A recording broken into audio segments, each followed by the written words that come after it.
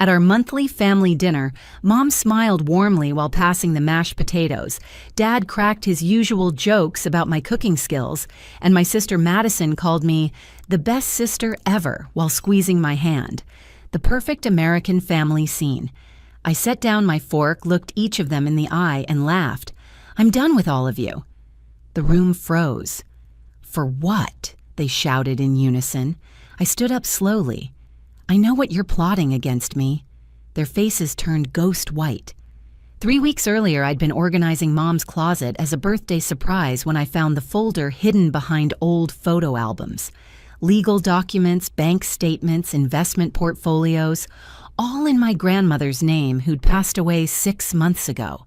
But what made my blood run cold was the sticky note on top in Dad's handwriting, "Doreen can't know until after." After what I photographed everything with shaking hands.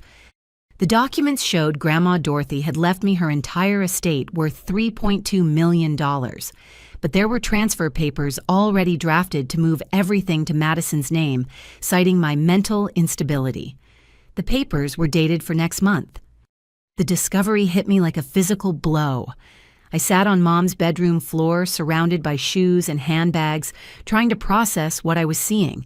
My hands trembled as I flipped through page after page of legal documentation. There were psychiatric evaluation forms with my name already filled in consent papers for treatment facilities, and worst of all, a detailed timeline of my supposed deteriorating mental state, going back 2 years. I remembered that timeline clearly. 2 years ago, I'd gone through a brutal divorce from my ex-husband, Mark. He'd cheated with his secretary, a cliché so pathetic it would have been funny if it hadn't shattered my world. I'd taken time off work, seen a therapist, cried at family dinners. Normal reactions to betrayal and loss. But according to these documents, those normal reactions were evidence of mental illness. The folder contained more than just legal papers. There were photographs of me at various family events with handwritten notes. One showed me laughing at my nephew's birthday party with the caption, "Manic episode another," captured me. Crying at Grandma Dorothy's funeral labeled excessive emotional response. They'd been building this case against me while smiling to my face. I carefully photographed each document, making sure to capture every detail. The transfer papers were the most damning. They'd already established Madison as my proposed conservator, giving her complete control over my finances, medical decisions, and living arrangements. The signature lines were blank, waiting for a judge's approval. The hearing was scheduled for exactly 32 days from now. My phone buzzed with a text from Madison. "Hey sis, can't wait to see you for Sunday brunch. Love you." The hypocrisy made me nauseous. I quickly closed the folder, returned it to its hiding spot, and finished organizing the closet as if nothing had happened. But everything had changed. My family, the people I'd trusted most in the world, were conspiring to steal my inheritance and have me declared mentally incompetent. As I drove home that evening, my mind raced through every recent interaction with my family. Dad's sudden interest in my work stress, Mom's probing questions about my sleep patterns, Madison's constant check-ins about whether I was taking care of myself. It all made horrible sense now. They weren't concerned about me, they were gathering ammunition. The most painful part was how meticulously they'd planned this betrayal. The folder showed months of preparation, careful documentation, strategic moves. While I'd been grieving Grandma Dorothy, leaning on them for support, they'd been plotting to take everything she'd left me. The woman who'd raised me after school taught me to bake, shared her wisdom, and her love had wanted me to have security and independence, and my family wanted to steal it all. That night, I barely slept. Every time I closed my eyes, I saw their faces. Not the scheming faces I now knew existed, but the loving faces I'd believed in for 32 years. The father who'd taught me to ride a bike, the mother who'd nursed me through chickenpox, the sister who'd been my maid of honor. Were those memories real, or had I always been just an obstacle to them? I couldn't confront them immediately. Instead, I played detective in my own family. During Sunday brunch, I casually mentioned feeling grateful for family support during my difficult time last year when I'd taken a mental health break after my divorce. Mom exchanged a quick glance with Madison. "Of course, sweetie. We're always here for you," Mom said, patting my hand with practiced concern. That evening, I overheard Mom on the phone. "Dr. Harrison, yes, we'll need those records from last year for the documentation. My therapist from my divorce. They were building a case." I checked our shared family calendar and noticed a new appointment. Family meeting with attorney. Doreen not required. The next few days became an exercise in paranoia and performance. I maintained my usual routine, going to work at the marketing firm where I'd been promoted to senior account manager just 6 months ago. My colleagues noticed nothing unusual, praising my recent campaign that had landed a major retail client. If I was mentally unstable, I was certainly high-functioning. But at home, I turned into a spy. I installed a recording app on my phone, carefully documenting every interaction with my family. When Dad called to ask about my weekend plans, I recorded his probing questions about my social life, his subtle suggestions that I seemed isolated. When Madison invited me shopping, I captured her attempts to steer conversations toward my emotional state, her feigned worry when I mentioned feeling tired. The shared family calendar became my window into their conspiracy. New entries appeared regularly, always with that same notation, "Doreen not required." There were meetings with someone named Dr. Bradley, consultations with the Riverside Mental Health Facility, appointments at the Preston Law Firm. They were building an entire case structure around me while I went about my daily life. One evening, I decided to test them. I called Madison, putting a slight waver in my voice. "I've been having such vivid dreams about Grandma," I said.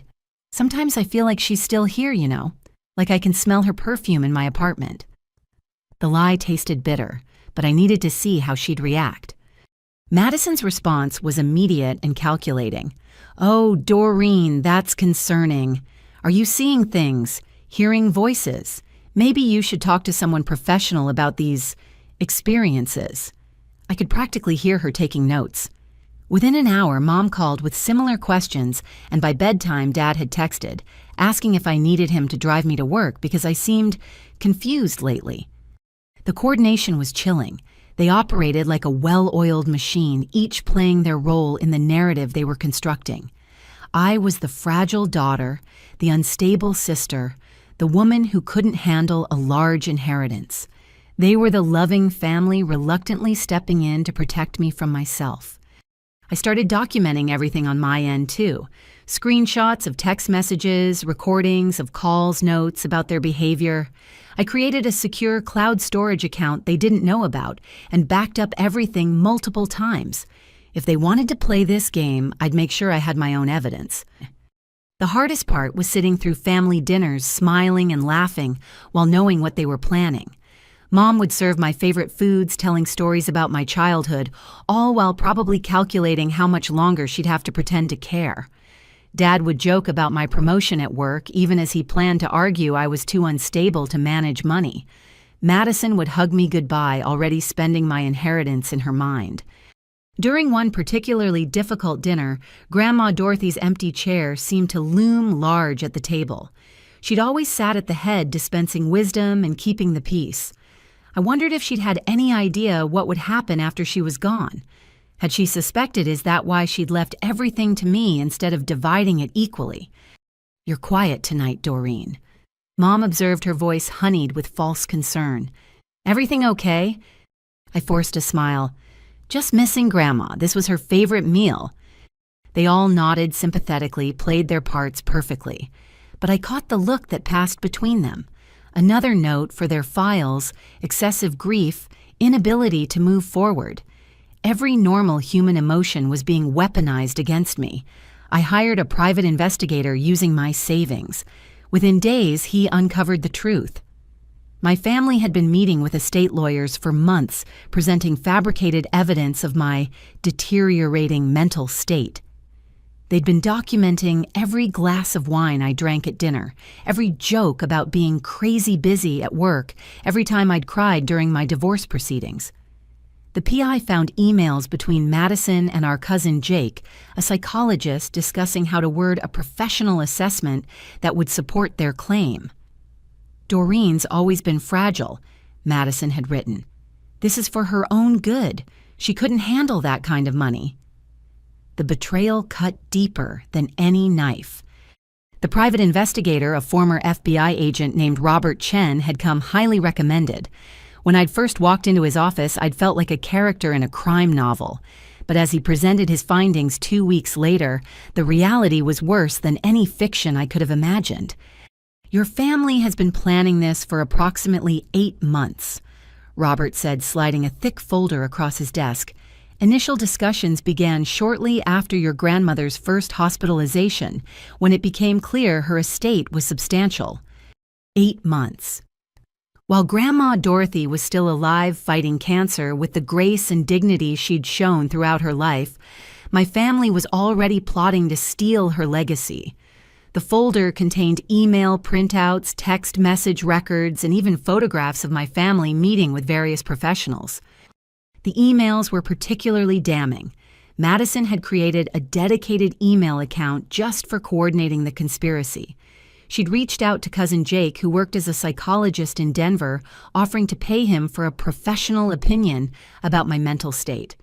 Jake's response was cautious but willing. "I haven't seen Doreen in 3 years, but based on what you've described and my limited observations at family gatherings, I could potentially support an assessment of adjustment disorder with mixed features." Adjustment disorder, a normal response to life stressors like divorce and grief, twisted into a weapon against me. Jake went on to outline how they could build a case, document any emotional outburst changes in spending habits, social isolation or statements suggesting confusion or paranoia. The key is establishing a pattern of deterioration. There were emails with the Preston law firm discussing strategies for conservatorship. The lawyer, a man named William Preston, had apparently handled similar cases before.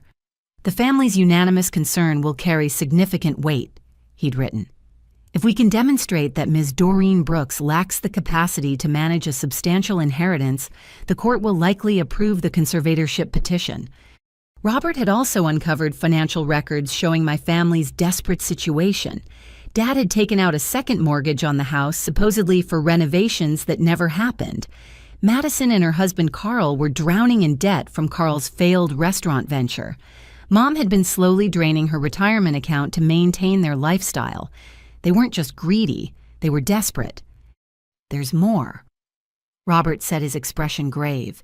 He showed me records of them accessing my credit report, my medical records from the divorce therapy, even attempting to get information from my employer about my work performance. They'd been building a comprehensive picture of my life, looking for any crack they could exploit. The most shocking discovery was a draft letter Madison had written, but apparently never sent, found in her email drafts. In it, she poured out her real feelings. Doreen always was Grandma's favorite. Even as kids, she got the special treatment, the extra attention. Now she gets everything. It's not fair. That money belongs to all of us. If we have to protect her from herself to make things right, so be it. There it was in black and white. This wasn't about protecting me. It was about jealousy, entitlement, and greed dressed up as concern. Robert had done surveillance too. He had photographs of my family entering the Riverside Mental Health Facility, where they'd met with administrators about involuntary commitment procedures. Photos of them at the courthouse filing preliminary paperwork. Pictures of Dr. Bradley, the psychiatrist. They'd enlisted a man with a questionable reputation and a history of favorable assessments for families seeking conservatorships.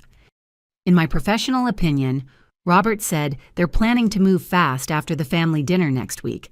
They've scheduled a psychiatric evaluation for the following Monday with a court hearing later that week. If you're going to act, it needs to be soon.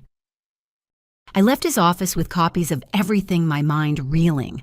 The evidence was overwhelming, irrefutable. My family had conspired against me with the cold efficiency of professional criminals. They'd enlisted accomplices, covered their tracks, and created a paper trail designed to destroy my credibility and autonomy. That night, I sat in my apartment surrounded by evidence of betrayal. Every document, every email, every photograph told the same story. The people who were supposed to love me most had chosen money over family. They'd looked at me and seen not a daughter, not a sister, but an obstacle to $3.2 million. The next 2 weeks were torture. Every family interaction became a performance. Dad started calling daily to check in, something he'd never done in 32 years. Madison invited me to spa days and shopping trips, showering me with attention and gifts. Mom cooked my favorite meals and reminisced about happy memories, all while I knew they were documenting everything, building their case. I played along, smiling through the pain while secretly recording every conversation. During one particularly tender moment when Mom hugged me and whispered, "You know we only want what's best for you," I almost broke down. Almost.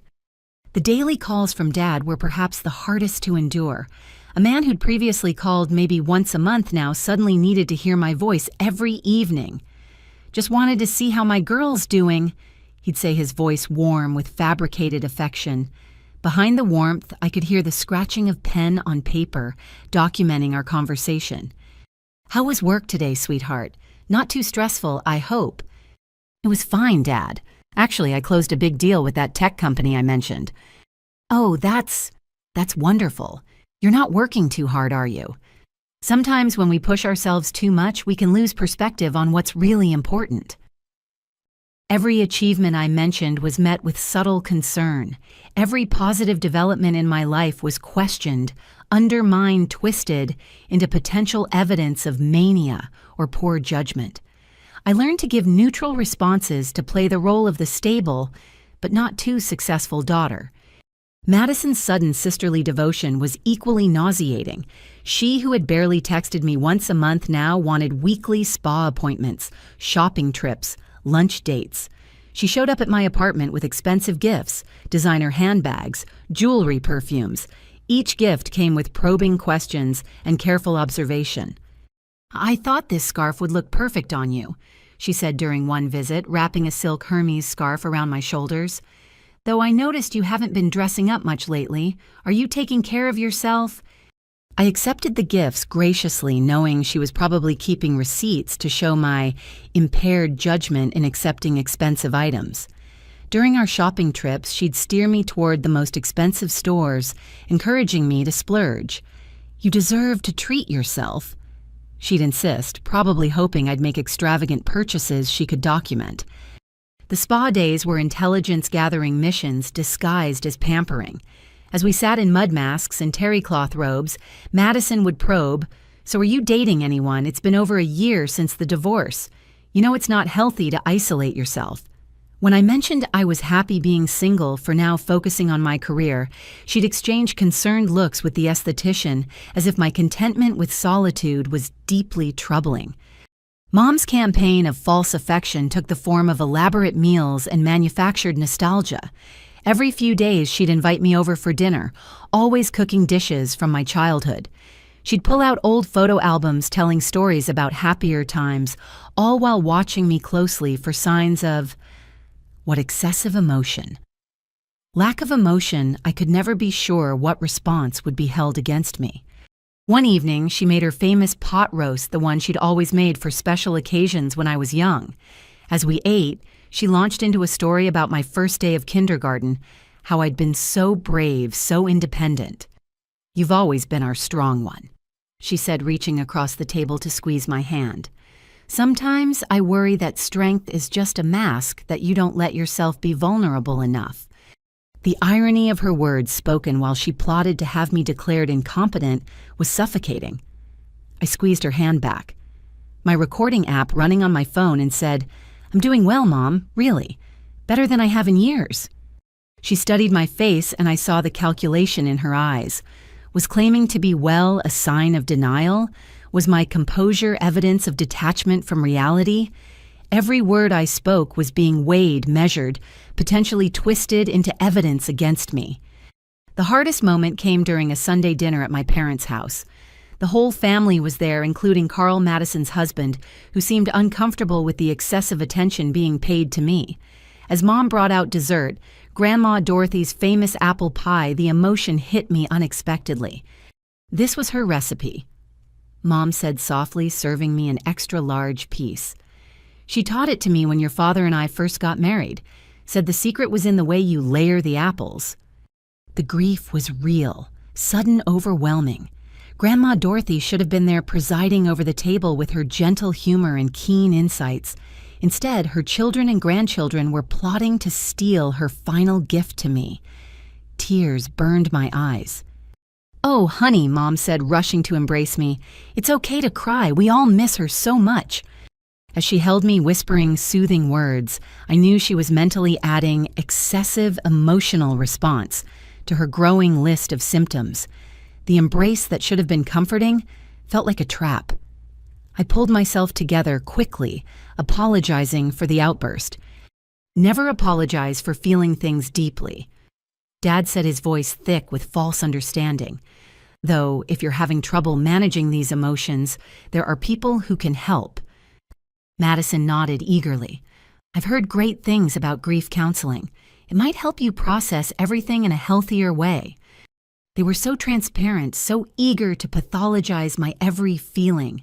Yet I had to continue the charade, had to smile, and thank them for their concern, while rage and hurt battled inside me. I was living in an emotional minefield where every genuine human response could be used as ammunition against me. I discovered their plan was to have me involuntarily evaluated after the family dinner. The appointment with a judge was already scheduled. They'd convinced Dr. Bradley, a family friend and psychiatrist, to be on standby. I found the commitment papers in Dad's briefcase during a visit already partially filled out. That's when I decided to beat them at their own game. I contacted Grandma Dorothy's real attorney, not the one my family had hired. Turns out there was a video will that my family didn't know about, and ironically, it specifically mentioned protecting me from any family manipulation. I also reached out to my own psychiatrist and several colleagues who could testify to my mental fitness. Finding the commitment papers was purely accidental. I'd been visiting my parents on a Tuesday afternoon, bringing Mom some flowers for her garden, when Dad asked me to grab his reading glasses from his study. His briefcase sat open on the desk, and there, partially visible beneath some work documents, was a folder labeled DB Intervention. My initials, my intervention. With shaking hands, I carefully extracted the folder and photographed its contents. The petition for involuntary psychiatric evaluation was already filled out, lacking only signatures and a date. Dr. Bradley's name appeared as the recommending physician, stating he had grave concerns about Ms. Brooks' mental stability and decision-making capacity. This man had known me since I was 12, had attended my high school graduation. Party had congratulated me on my college acceptance. Now he was prepared to sign away my freedom without even speaking to me. The documents outlined their plan with military precision. After the family dinner on Saturday, they would express concern about my behavior. Dr. Bradley would arrive for what they'd present as a casual visit, but was actually a formal evaluation. Based on his predetermined findings, they'd transport me to Riverside Mental Health Facility for a 72-hour hold. During that time, they'd petition the court for emergency conservatorship, citing the danger I posed to myself given my substantial inheritance. I replaced everything carefully and retrieved Dad's glasses, my mind racing. 3 days. I had 3 days to dismantle their plan and protect myself. That evening, I made the most important phone call of my life. Directory assistants connected me with Dorothy Evelyn Brooks' actual law firm, not Preston Law, where my family had been scheming. The receptionist at Hartley & Associates put me through to Samuel Hartley himself. "Ms. Brooks." His voice was warm but professional. "I've been expecting your call, though I hoped it would be under better circumstances." My heart stopped. "You've been expecting me?" "Your grandmother was a shrewd woman. She anticipated potential complications with her estate distribution. Can you come to my office tomorrow? There are things you need to know." The next day, I sat in Samuel Hartley's mahogany-paneled office as he revealed the depth of Grandma Dorothy's foresight. She'd created a video will 6 months before her death, updated her written will to include specific protections, and left detailed instructions for Mr. Hartley. "She was quite clear," he said, sliding a tablet across the desk. "She wanted you to see this if there was any question about her intentions or your capacity to inherit." Grandma Dorothy appeared on screen thinner than I remembered, but with eyes still sharp as flint. She sat in this very office wearing her favorite pearl necklace. "My dearest Doreen," she began, and tears immediately blurred my vision. "If you're watching this, it means what I feared has come to pass. Your family, whom I love dearly but know too well, has let greed override love." She went on to detail her observations: Dad's financial irresponsibility, Mom's materialistic nature, Madison's jealousy and sense of entitlement. "I've watched them calculate my worth while I was still breathing," she said, her voice carrying a mix of sadness and determination. "I've seen them look at you not as family but as competition. This is why I'm leaving everything to you, Doreen, not because I love you more, but because you're the only one who loved me without counting my assets." The video continued with explicit instructions. She'd anticipated attempts to challenge my mental capacity and had insisted Mr. Hartley maintain records of my accomplishments, my stability, my character. There was also a pointed message for the family: any attempt to manipulate, coerce, or legally challenge Doreen's inheritance will result in the activation of the nuclear clause. All family members will forfeit any sentimental items, photographs, or memorabilia from my estate. Everything will be sold or donated. Mr. Hartley paused the video. "There's more, but I should tell you that your grandmother also established a legal defense fund specifically for protecting your inheritance. She transferred $200,000 to a separate account solely for legal fees if needed. My grandmother, even in death, was protecting me." The tears came freely now, grief mixed with profound gratitude. She'd known. She'd seen what I was too blinded by love to notice. "Now," Mr. Hartley said, his expression hardening, "let's discuss how we protect you from this involuntary commitment scheme." The plan we developed was comprehensive. First, I'd undergo a complete psychiatric evaluation with Dr. Sarah Winters, the head of psychiatry at the University Hospital. She was unimpeachable published and had no connection to my family. Second, we'd file a preemptive restraining order against Dr. Bradley for ethical violations, as he was preparing to evaluate me without my consent based on third-party reports. Third, we'd document everything at the family dinner, creating an evidentiary record of their attempted ambush. I spent the next 2 days in a whirlwind of preparation. Dr. Winters conducted a thorough evaluation, including cognitive testing, personality assessments, and clinical interviews. Her report was unequivocal. Ms. Brooks displays no signs of mental illness, cognitive impairment, or diminished capacity. She is articulate, insightful, and demonstrates excellent judgment and decision-making abilities. My colleagues at work, unaware of the family drama, provided character references praising my professionalism and leadership. My direct supervisor wrote about my recent promotion and successful project management. The HR director confirmed I'd never had any performance issues or behavioral concerns. We also discovered that Dr. Bradley had a pattern of providing favorable evaluations for families seeking conservatorships. 3 other cases in the past 5 years showed similar patterns: sudden concerns about mental health coinciding with substantial inheritances. Mr. Hartley's investigator found that Dr. Bradley had received significant consultation fees from the families involved. By Friday night, I had assembled my own team. Mr. Hartley would wait in his car outside my parents' house during the dinner. A process server was prepared to deliver cease and desist orders if needed. Dr. Winters was on call to refute any claims about my mental state. I'd even hired a private security firm to ensure I could leave freely if my family tried to physically prevent my departure. The irony wasn't lost on me. They'd accused me of paranoia, but their actions had forced me to become exactly what they'd claimed I was: suspicious, strategic, and surrounded by professional protection. The difference was, my paranoia was justified. I also made copies of everything: Grandma's video, my psychiatric evaluation, the evidence of their conspiracy, their financial records showing desperation. USB drives were stored in my bank safety deposit box, my office, and with Mr. Hartley. Cloud backups were encrypted and stored on servers they couldn't access. If they wanted a fight, I was prepared for war. The night before the dinner, I couldn't sleep.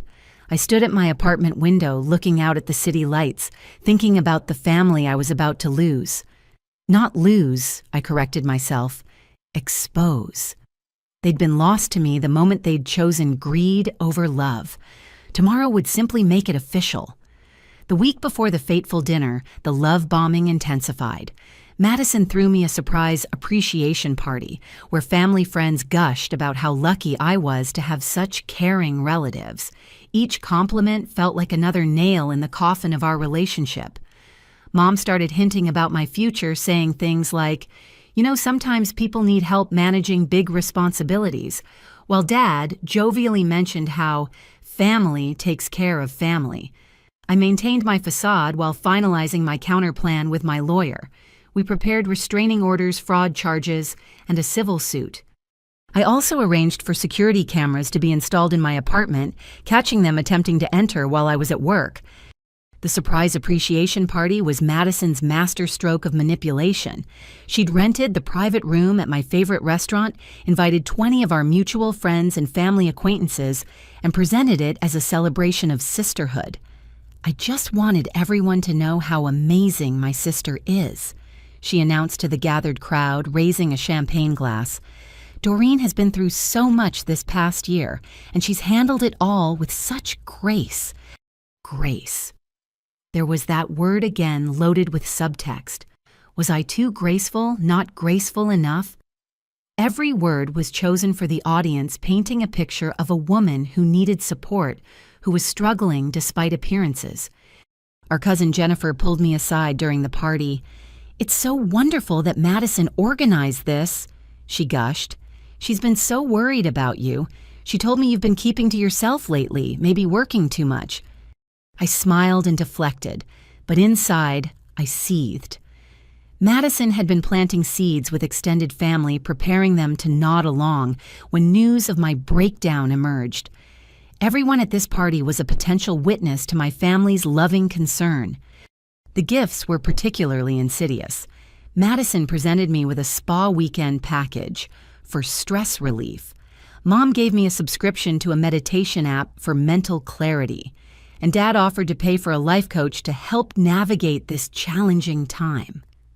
Each gift came with a card expressing their love and concern, perfect evidence of their attempts to help before taking more drastic measures. As the party wound down, Madison cornered me near the coat check. "I hope you know how much you mean to us," she said, her eyes actually misting with tears. "Whatever happens, remember we're always here for you." Whatever happens. The phrase hung between us like a threat. The next day, Mom's hints became less subtle. Over lunch at her kitchen table, she casually mentioned a news article about lottery winners who'd lost everything. "It's sad how sudden wealth can destroy people," she mused, stirring her tea. "They say most people aren't equipped to handle that kind of responsibility. The smart ones get help managing it." "Good thing I've got a financial advisor," I replied, keeping my voice light. Her spoon clinked against the china cup. "Oh, financial advisors can help with money, sure. But I mean real help. Decision-making support. Someone to make sure you're not taken advantage of." "Like family?" I asked innocently. "Exactly like family." Her smile was predatory. Dad's approach was different but equally transparent. He started dropping by my apartment unannounced, always with an excuse. He needed to borrow a tool. He was in the neighborhood. He brought me takeout because he worried I wasn't eating properly. Each visit was an inspection, his eyes cataloging my living space for signs of dysfunction. "Place looks good," he said during one visit, but his tone suggested disappointment. My apartment was clean, organized bills neatly filed on my desk, fresh flowers on the table. No evidence of the deterioration they needed. Thanks, Dad. I've always been pretty organized. Sometimes too organized, he said, forced laugh not reaching his eyes. You know what they say about people who need everything perfect. It can be a sign of anxiety trying to control what you can when life feels chaotic. Everything had two meanings now. Organization was anxiety. Cleanliness was compulsion. Success was mania. Grief was depression. I existed in a hall of mirrors where nothing I did could be right. The security cameras I'd installed in my apartment proved invaluable 3 days before the dinner. I was at work when my phone alerted me to motion in my living room. I watched in real time as Madison let herself in with the spare key I'd given her years ago for emergencies. She wasn't alone. A man I didn't recognize accompanied her, photographing my bookshelf, my medicine cabinet, my desk. I called Mr. Hartley immediately. Within an hour, we had the man identified as a private investigator who specialized in conservatorship cases. The footage showed them searching for evidence medications that might indicate mental illness, alcohol, that might suggest substance abuse, financial documents showing poor decisions. They found nothing because there was nothing to find, but the violation was complete. That evening, I changed my locks and had a security system installed. When Madison texted asking to come over, I told her I was getting the locks replaced because I'd lost my keys. "Oh no," she replied. "Do you need help? Losing things can be so stressful." Even my fictional key loss became evidence of cognitive decline. Mr. Hartley used the footage to strengthen our case. Breaking and entering invasion of privacy conspiracy to commit fraud. The charges were stacking up. We also discovered they'd been trying to access my medical records through various channels, calling my pharmacy to ask about prescriptions, even contacting my gynecologist's office, pretending to be me. 2 days before the dinner, I met with Dr. Winters for a follow-up evaluation. She was thorough, professional, and increasingly angry as I revealed more about my family's scheme. "This is exactly why legitimate mental health assessment gets a bad reputation," she said. "Your family is weaponizing psychiatry for financial gain." She wrote a supplementary report emphasizing not just my mental fitness, but the psychological harm being inflicted by my family's campaign. The subject is experiencing entirely appropriate stress responses to an orchestrated campaign of gaslighting and emotional manipulation, she wrote. Her ability to recognize and respond strategically to these threats demonstrates exceptional psychological resilience and clarity of thought. The night before the dinner, my preparation was complete. Legal documents were filed and ready.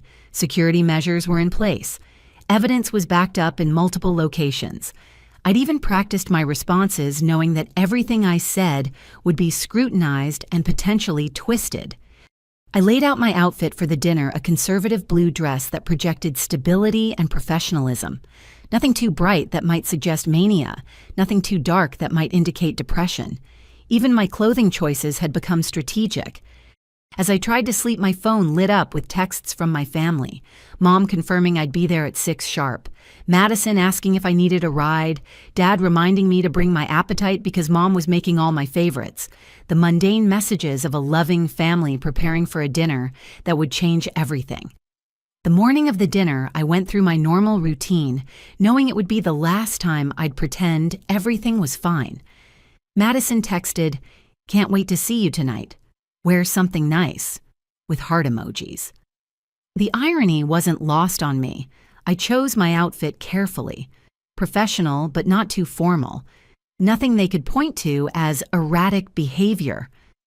I transferred all my valuables to a safety deposit box and gave my neighbor, a retired police officer, a heads up about potential drama. As I drove to my parents' house, I thought about all the genuine moments we'd shared over the years. Which memories were real? Had they ever truly loved me, or was I always just an obstacle to wealth? The morning started with a workout at my gym, maintaining the routine I'd established years ago. Exercise was my meditation, a way to center myself before battle. As I ran on the treadmill, I noticed another gym member watching me intently. Paranoia crept in. Had my family sent someone to observe me even here? Then I realized it was just someone waiting for the machine. The constant surveillance had made me suspicious of everyone. After my shower, I spent extra time on my appearance. Not too much makeup that might suggest trying too hard, but enough to look healthy and put together. I styled my hair in the same professional way I wore it to work, nothing fancy that might be interpreted as unusual behavior. Every choice was calculated to project normalcy. My phone buzzed constantly with family messages. Mom sent a grocery list photo showing all the ingredients for my favorite dishes. "Making your special dinner," she wrote with smiley faces. The performance of maternal love while planning my ambush turned my stomach. I stopped by my bank to check the safety deposit box one final time. Everything was secure. Grandma's original will documents, the USB drives with evidence backup copies of my psychiatric evaluation. The bank manager, who'd known me for years, chatted pleasantly about the weather. I wondered if he'd be shocked to learn that the composed woman in front of him was hours away from being ambushed by her own family. My neighbor Bill was a godsend. The retired officer had seen enough domestic situations to recognize trouble brewing. When I'd explained the situation earlier that week, his face had hardened. "Family can be the worst perps," he'd said. "They know exactly where to strike." He promised to be home that evening, ready to call for backup if needed.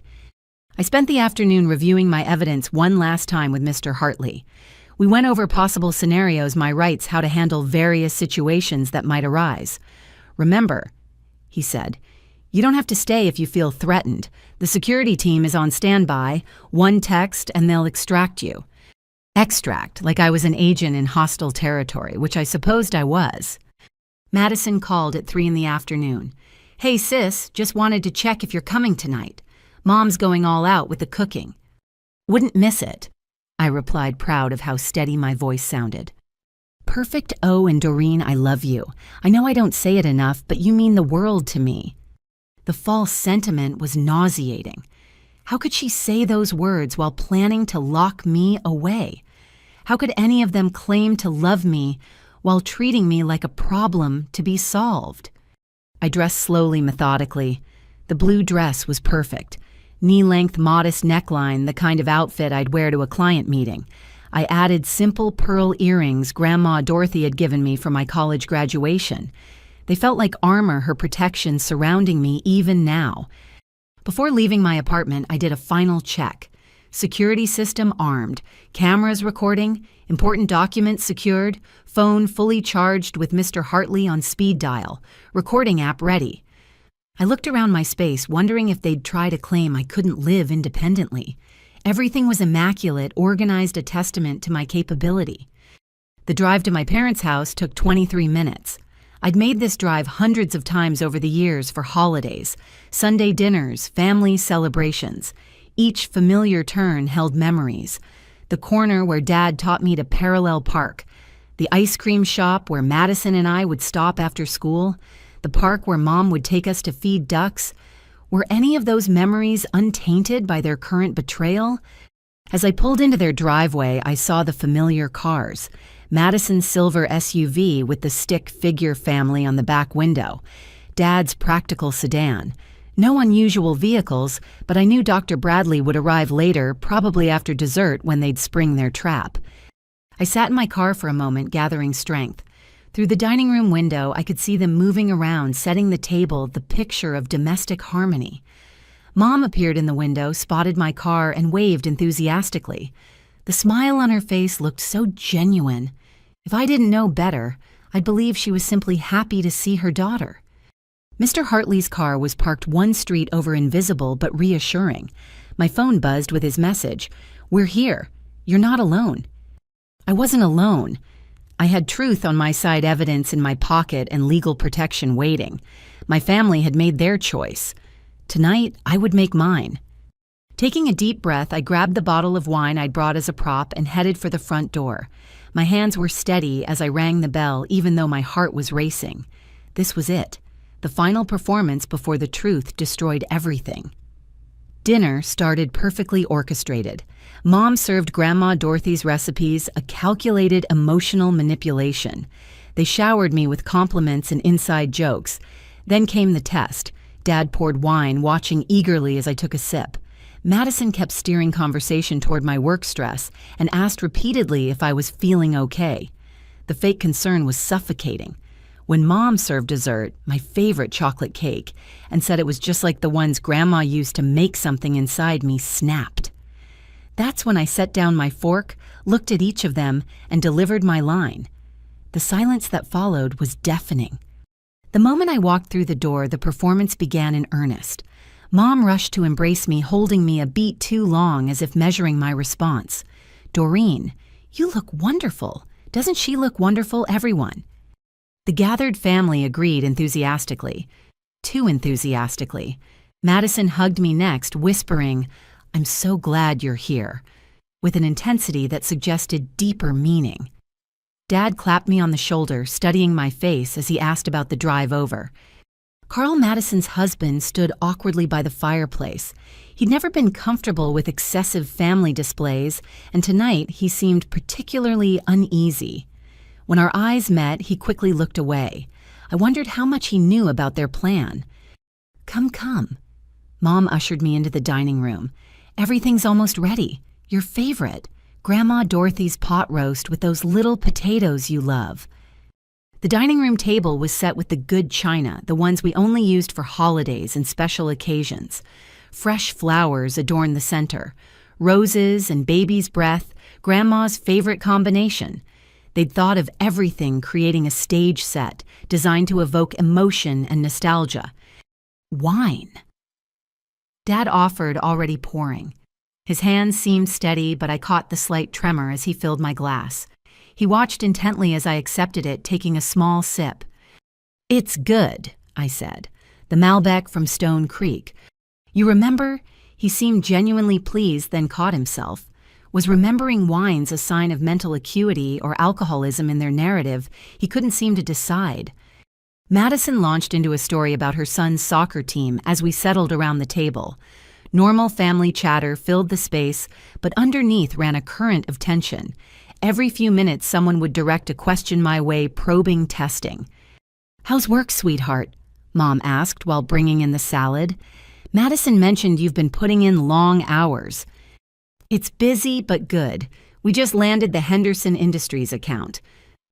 Henderson Industries. Dad's eyebrows rose. "That's a huge account. Must be stressful managing something that significant." "I have a great team." I deflected, recognizing the trap. Success could be mania. Stress could be breakdown. "Still," Madison interjected, "you have to take care of yourself. Remember what happened to Jennifer Marks. She pushed too hard at work and ended up having to take medical leave." Jennifer Marks, a former colleague, had suffered a legitimate nervous breakdown. The comparison was deliberate, planting seeds for later conversation about my own mental state. The meal progressed with excruciating false cheer. Mom had indeed made all my favorites, the pot roast so tender it fell apart, creamy mashed potatoes, green beans with almonds, exactly how Grandma prepared them. Each dish was a manipulative reminder of better times designed to make me emotional vulnerable. "Remember when Grandma taught me this recipe?" Mom said, serving the meat. She said the secret was searing it just right. "Lock in the juices," she'd say. "I remember," I said, simply refusing to give them the emotional response they were fishing for. Madison tried another approach. "Speaking of Grandma, I had the strangest dream about her last night. Do you ever dream about her, Doreen? Sometimes grief can manifest in unusual ways." There it was. The invitation to admit to dreams, visions, anything they could twist into evidence of instability. "Sometimes," I said carefully, "I think that's normal when you miss someone." "Oh, absolutely," Madison agreed too quickly. "Though if the dreams are vivid or disturbing, it might help to talk to someone." The meal continued in this vein. Every topic led back to my mental state, my stress levels, my isolation, my grief. They were so focused on their agenda that they didn't notice my own performance, the steady hands, the measured responses, the calm demeanor that gave them nothing to work with. "More wine," Dad offered for the third time despite my glass being still half full. "I'm good, thanks." "You sure it's Saturday night you can relax a little?" The pressure to drink more was obvious. A drunk Doreen would be easier to paint as unstable. I took another tiny sip to appease him, but no more. As Mom cleared the dinner plates, Madison leaned across the table. "You know, I was thinking about that time after your divorce when you stayed with us for a few days. Remember how you couldn't sleep? You were up at all hours pacing around." I remembered. I'd been heartbroken, betrayed my life, upended. Of course I couldn't sleep. But in their retelling, insomnia became something sinister.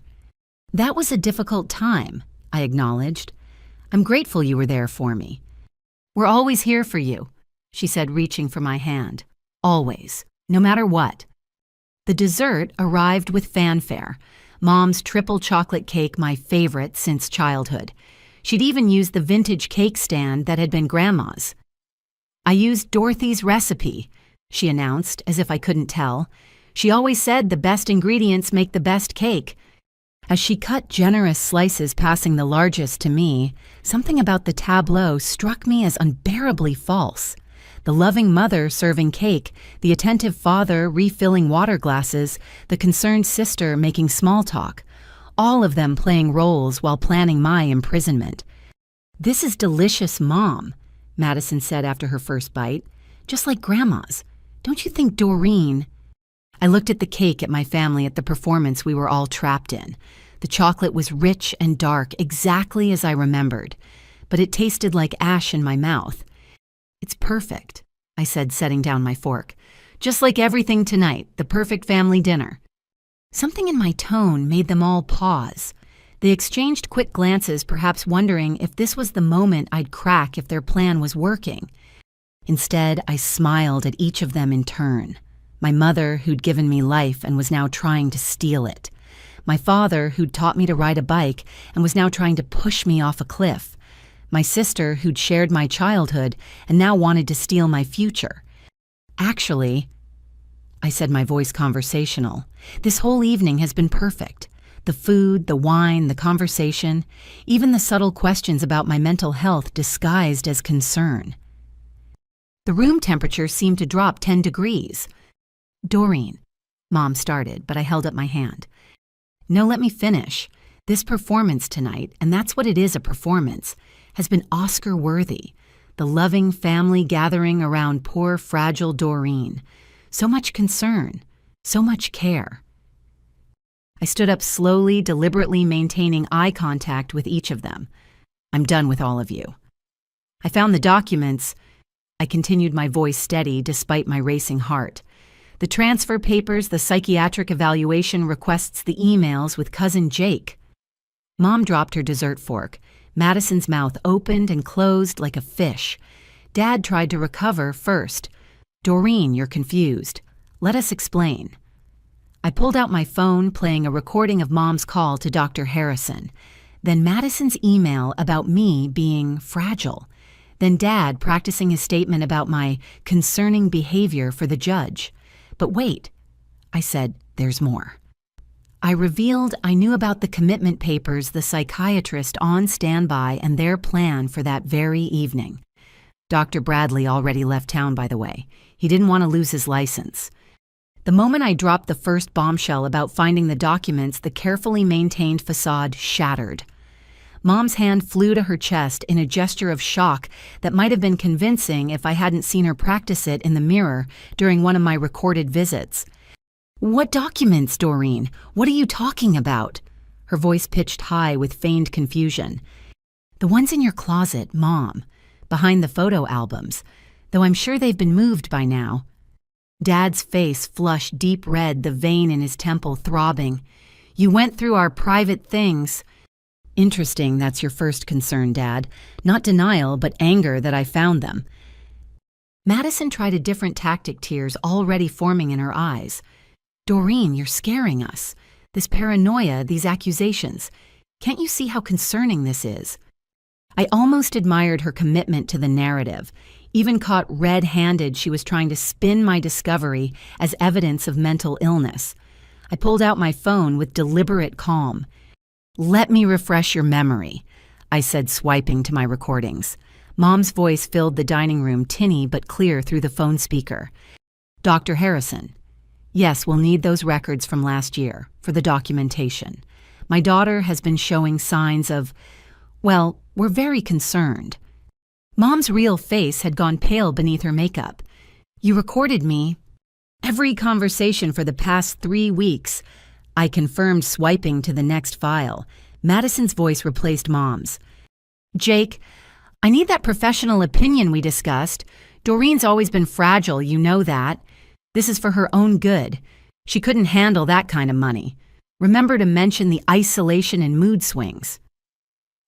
Madison stood abruptly, her chair scraping against the hardwood floor. "You had no right. Those were private conversations." "About me, planning to have me committed. I'd say I had every right." Carl finally spoke from his corner. "Madison, what is she talking about? What money?" So he hadn't known everything. Madison whirled on him. "Not now, Carl." But I wasn't done. The next recording was Dad practicing in his study when he thought he was alone. "Your Honor, my daughter has been displaying concerning behavior for months. As her father, it breaks my heart to bring this to your attention, but we fear for her safety and decision-making capacity." "Enough!" Dad slammed his hand on the table, making the china rattle. "You're taking things out of context." "Context." I laughed, but there was no humor in it. "Let me provide some context. Grandma Dorothy left me her entire estate, $3.2 million, and you all decided I was too fragile to handle it." The room erupted. Dad shouted about family loyalty and shared inheritance. Mom wailed about fairness and what Grandma would have wanted. Madison screamed accusations about favoritism and manipulation. Their masks hadn't just slipped. They'd been ripped away entirely. "Dr. Bradley was supposed to be here by now," I said conversationally, cutting through their noise. "Your tame psychiatrist who was going to declare me incompetent sight unseen. Did you know he's done this before 3 other families, 3 other inheritances?" Mom sank into her chair. "How do you know about Dr. Bradley?" "The same way I know about your meeting at Riverside Mental Health Facility. The same way I know about the judge you've been corresponding with. The same way I know about the commitment papers Dad has in his briefcase." Dad's hand moved involuntarily toward his briefcase by the sideboard. I smiled coldly. "Go ahead, check. They're still there. Page 3, paragraph 2 mentions my deteriorating hygiene and self-care. Interesting accusation given that I'm sitting here in a designer dress with professional hair and makeup." "This is insane," Madison muttered, then caught herself. "I mean, this is ridiculous." "Careful with your word choices, Madison. Wouldn't want anyone to think mental illness runs in the family." Carl stood up, his face a mask of confusion and growing anger. "Someone explain what's happening, now." Madison turned on him. "This doesn't concern you." "My wife is apparently trying to have her sister committed to steal an inheritance, and it doesn't concern me." "It's not stealing," Madison shrieked. "That money should be all of ours." Grandma was confused at the end. She didn't know what she was doing. "Grandma was sharp until her last breath," I interjected, "which is why she saw this coming, why she protected me." "Protected you?" Dad's laugh was bitter. "She turned you against your own family." "No, Dad. Your greed did that. Your conspiracy did that. Your willingness to have me locked up did that." I pulled up another recording, this one from my security cameras. By the way, Madison, nice touch bringing a private investigator to my apartment. Breaking and entering is still a crime even with a spare key. The video played on my phone screen Madison and a strange man entering my apartment, photographing my belongings, searching through my things. The image quality was crystal clear, their faces unmistakable. "I was worried about you," Madison protested weakly. "So worried you needed to document my bookshelf, photograph my medicine cabinet, search my desk drawers." Mom found her voice again, trying one last manipulation. "Doreen, honey, we only wanted to help you. This money, it's too much responsibility. You're alone. You're vulnerable. People will take advantage of you. You mean like my family is trying to do? That's different. We love you. The word love hung in the air like a profanity. I looked at each of them, these people who claim to love me while plotting my destruction. Let me tell you what I know, I said, my voice dropping to a deadly calm. I know you've been planning this for 8 months. I know you're all drowning in debt. Dad's second mortgage, Madison's husband's failed business, Mom's depleted retirement account. I know you've been spending money you don't have banking on Grandma's death like vultures. Each accusation hit like a physical blow. They couldn't deny it. I had too much evidence.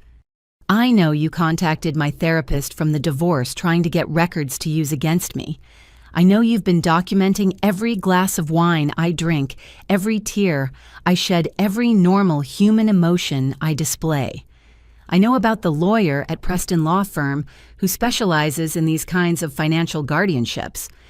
I stood straighter, feeling the power of truth.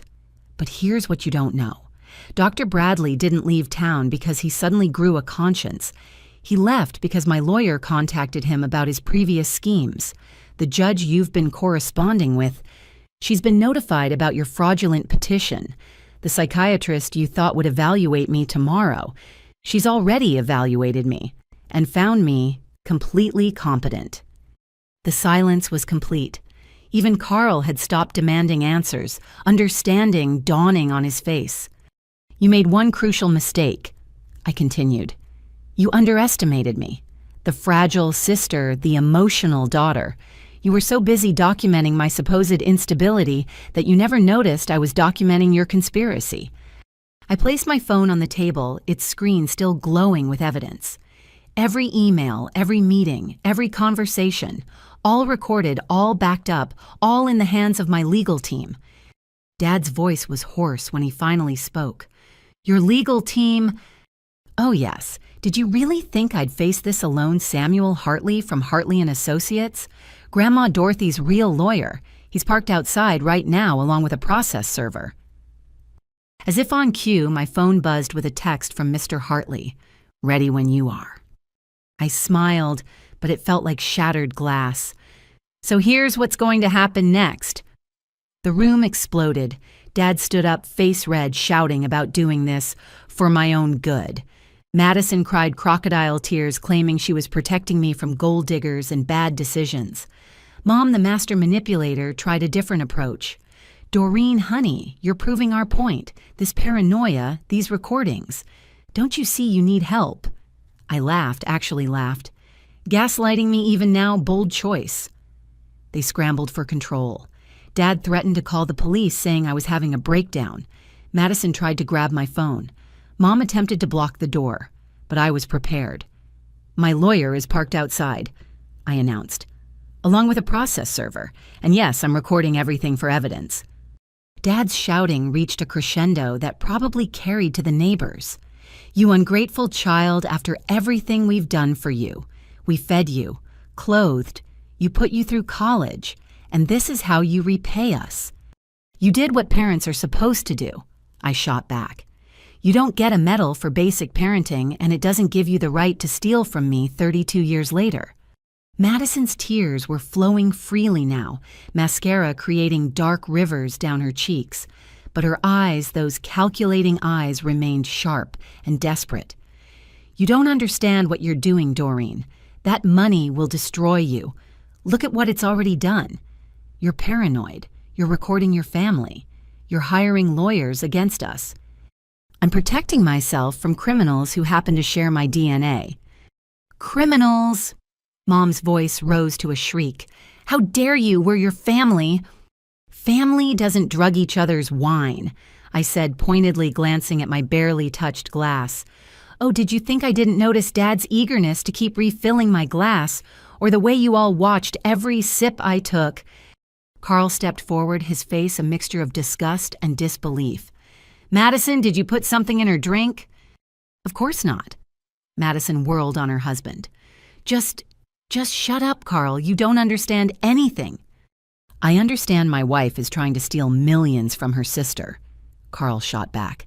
I understand you've been lying to me about why we needed that loan last month." Their marriage imploding was collateral damage I hadn't anticipated, but couldn't bring myself to regret. Madison had involved him in her crimes, whether he knew it or not. Dad made a move toward his briefcase, probably for his phone. I stepped between him and his goal. "Calling the police." "Please do. I'm sure they'll be very interested in the breaking and entering the conspiracy to commit fraud, the attempted false imprisonment." "False imprisonment," Dad sputtered. "You're delusional. Am I what else would you call having me involuntarily committed based on fabricated evidence? Kidnapping might be more accurate, actually." Mom tried her manipulation one more time, modulating her voice to motherly concern. "Doreen, sweetheart, you're not well. These accusations, this paranoid behavior, can't you see how this looks? You're having some kind of episode. Let us help you." The gaslighting was so transparent, it was almost insulting. "An episode? You mean like a moment of clarity, because that's what I'm having, Mom. Perfect clarity about who you really are. You're twisting everything." Madison made a lunge for my phone on the table. I was faster snatching it up before she could reach it. "Careful, Madison. Assault won't look good added to your other charges." "Charges?" Her voice cracked. "You're going to have us arrested, your own family. You were going to have me institutionalized, your own sister." The parallel hung heavy in the air. Dad's face had gone from red to an alarming purple. "You can't prove anything. Those documents could be about anyone. The recordings could be edited. No judge will take your word over your entire families." I smiled coldly. "Want to bet because I have security footage of Madison and her investigator breaking into my apartment. I have emails from your account to Preston Law Firm discussing my case. I have bank records showing mysterious deposits into Dr. Bradley's account from a shell company Dad set up. Oh yes, I found that too." Dad staggered back as if I'd physically struck him. The shell company had been his clever touch, a way to pay off the psychiatrist without direct connection. But Robert Chen, my investigator, had been thorough. "More importantly," I continued, "I have Grandma Dorothy on video explaining exactly why she left everything to me and what she expected you might do." "That's impossible," Mom whispered. "She didn't. She wouldn't." "She knew you better than you thought, all of you. She saw your greed, your entitlement, your jealousy, and she protected me from beyond the grave." Madison made another attempt at emotional manipulation, switching from tears to righteous anger. "You turned her against us. You poisoned her mind while she was sick and vulnerable. I was working 60 hours a week while Grandma was sick. You know who spent every day with her, you, Madison. You're the one who had access opportunity motive. But she saw through you." "Shut up!" Madison screamed. "Just shut up! You always thought you were better than us. Always had to be the perfect one, the successful one, the one Grandma loved most." There it was, the truth finally spilling out like poison from a lanced wound. This wasn't about protecting me from money I couldn't handle. This was about jealousy, resentment, years of perceived slights, and imagined favoritism. "I never thought I was better than you," I said quietly. "I just tried to live my life with integrity, something you clearly know nothing about." Mom moved toward the door, but I held up my hand. "I wouldn't leave just yet. We're not done here." "You can't keep us prisoner in our own home," Dad blustered. "I'm not keeping you anywhere, but if you leave now, you'll miss the best part, the part where I tell you exactly what happens next. We're calling our lawyer," Mom threatened, reaching for her purse. "William Preston. Good luck with that. He's about to be very busy with the State Bar Ethics Committee. Turns out he's been involved in quite a few shady conservatorships. You really need to vet your co-conspirators better." The depth of my preparation was finally sinking in. They'd thought they were playing chess while I was playing checkers. In reality, I'd been playing three-dimensional chess while they were still learning which way the pieces moved. Carl found his voice again. "Madison, I want a divorce." "What?" She spun to face him, tears starting fresh. "You can't be serious. This is just a misunderstanding." "A misunderstanding? You tried to rob your sister and have her committed. What part am I misunderstanding? It's not like that. The money was supposed to help us, help our family, your restaurant.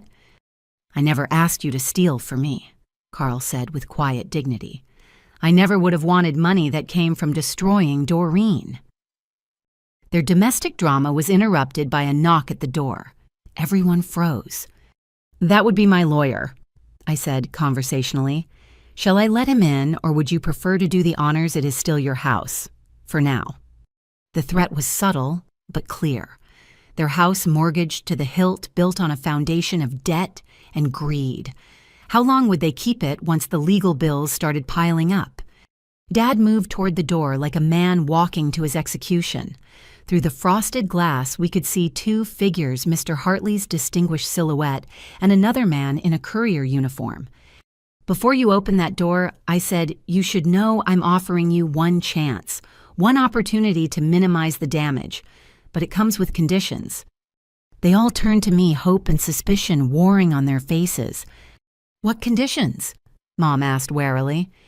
I smiled, but it held no warmth. Complete confession, written statements acknowledging everything you've done, agreements to cease all contact with me, and psychiatric evaluation for all of you, because clearly you're the ones who need help. That's blackmail, Dad protested. No, that's mercy. The alternative is criminal prosecution, civil lawsuits, and public humiliation. Your choice. The knock came again, more insistent. Mr. Hartley's voice carried through the door. Ms. Brooks, is everything all right? I looked at my family, these people who had chosen greed over love, manipulation over honesty. What's it going to be? Door number 1, confession and consequences. Door number 2, complete destruction. You have 30 seconds to decide. The room held its breath as 3 generations of betrayal came to a head. Madison looked at Carl's retreating back. Mom clutched Dad's arm, and Dad stared at the door as if it might spontaneously combust. 20 seconds, I counted down. 15, 10. Wait, Mom cried out. Just wait.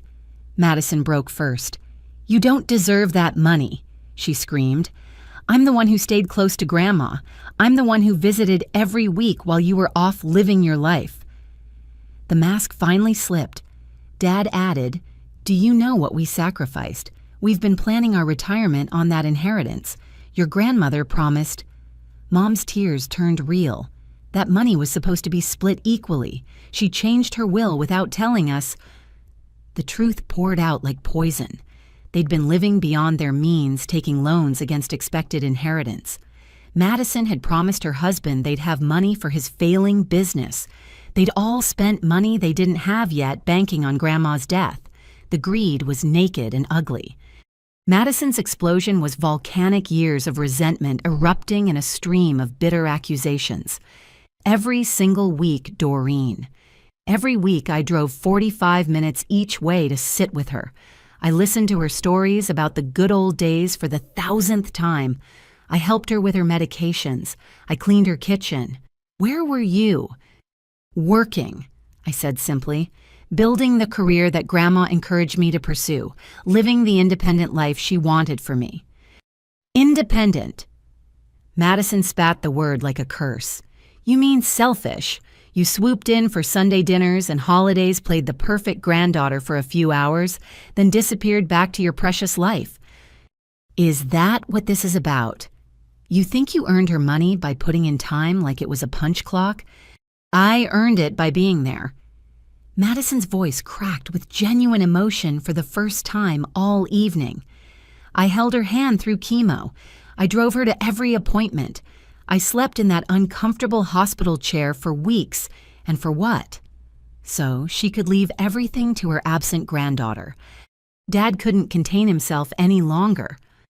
Your grandmother made promises, he said, his voice thick with bitterness. When we took out the second mortgage, she said not to worry, said we'd be taken care of. We refinanced based on that promise. You refinanced based on greed, I corrected. Grandma never promised you her money. You assumed. She was our mother. Dad slammed his fist on the table again. 40 years of taking care of her being good children, and she cuts us out completely. She didn't cut you out. She left you each $50,000. That's not nothing. 50,000.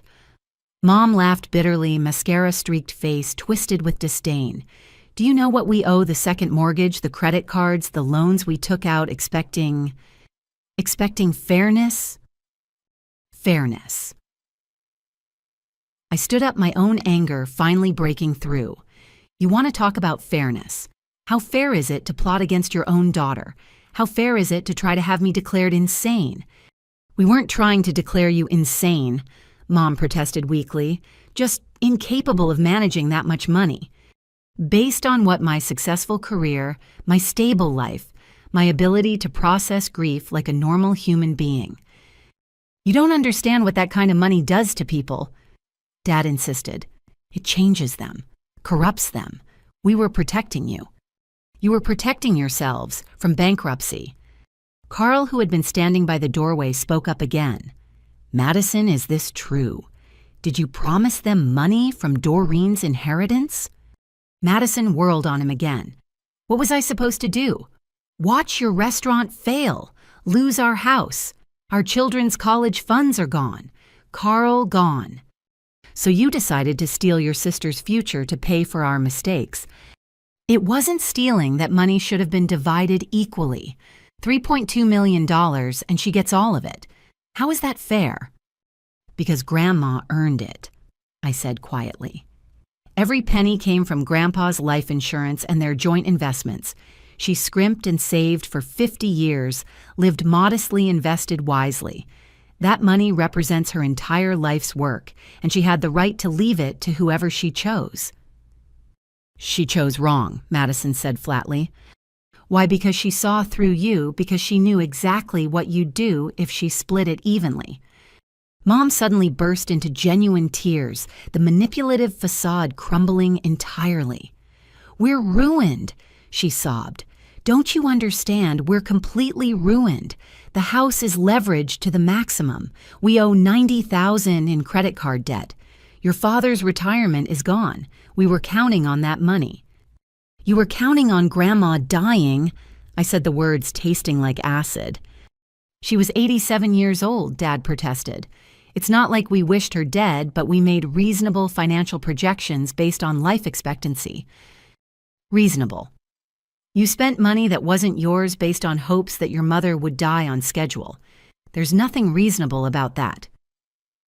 Madison sank into her chair, the fight suddenly draining out of her. Do you know what it's like? She asked, voice small and broken.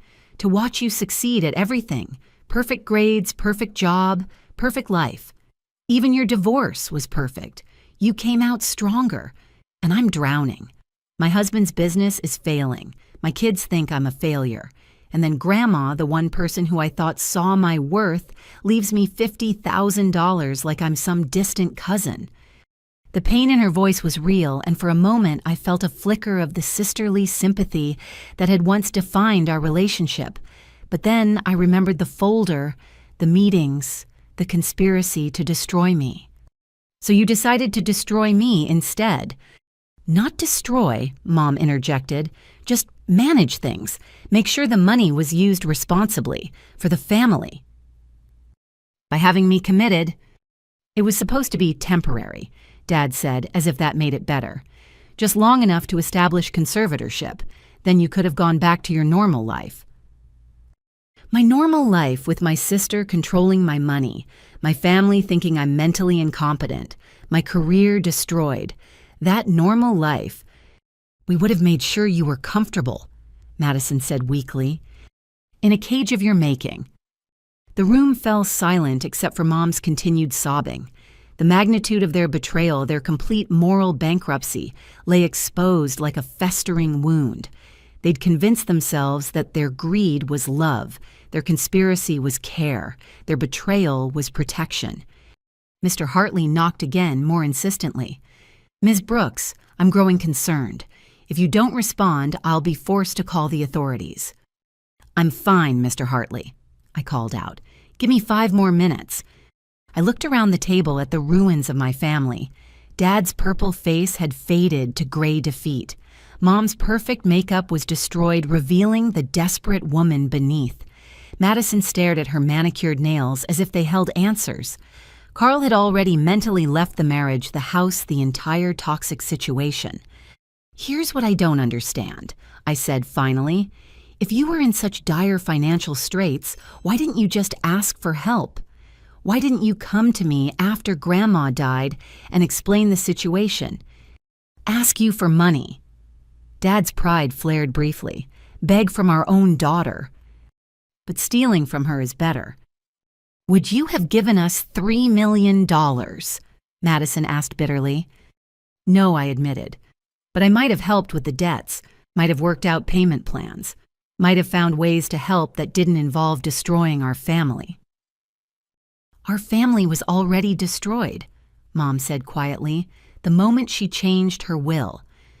"No, Mom, our family was destroyed the moment you chose money over me. Grandma's will just revealed who you really are." The knock at the door became a steady pounding. "Ms. Brooks, I'm calling the police if you don't respond immediately." "The police are already on their way," I said, standing up. "I texted them 10 minutes ago." The color drained from all three faces simultaneously. "You called the police on your own family," Mom whispered.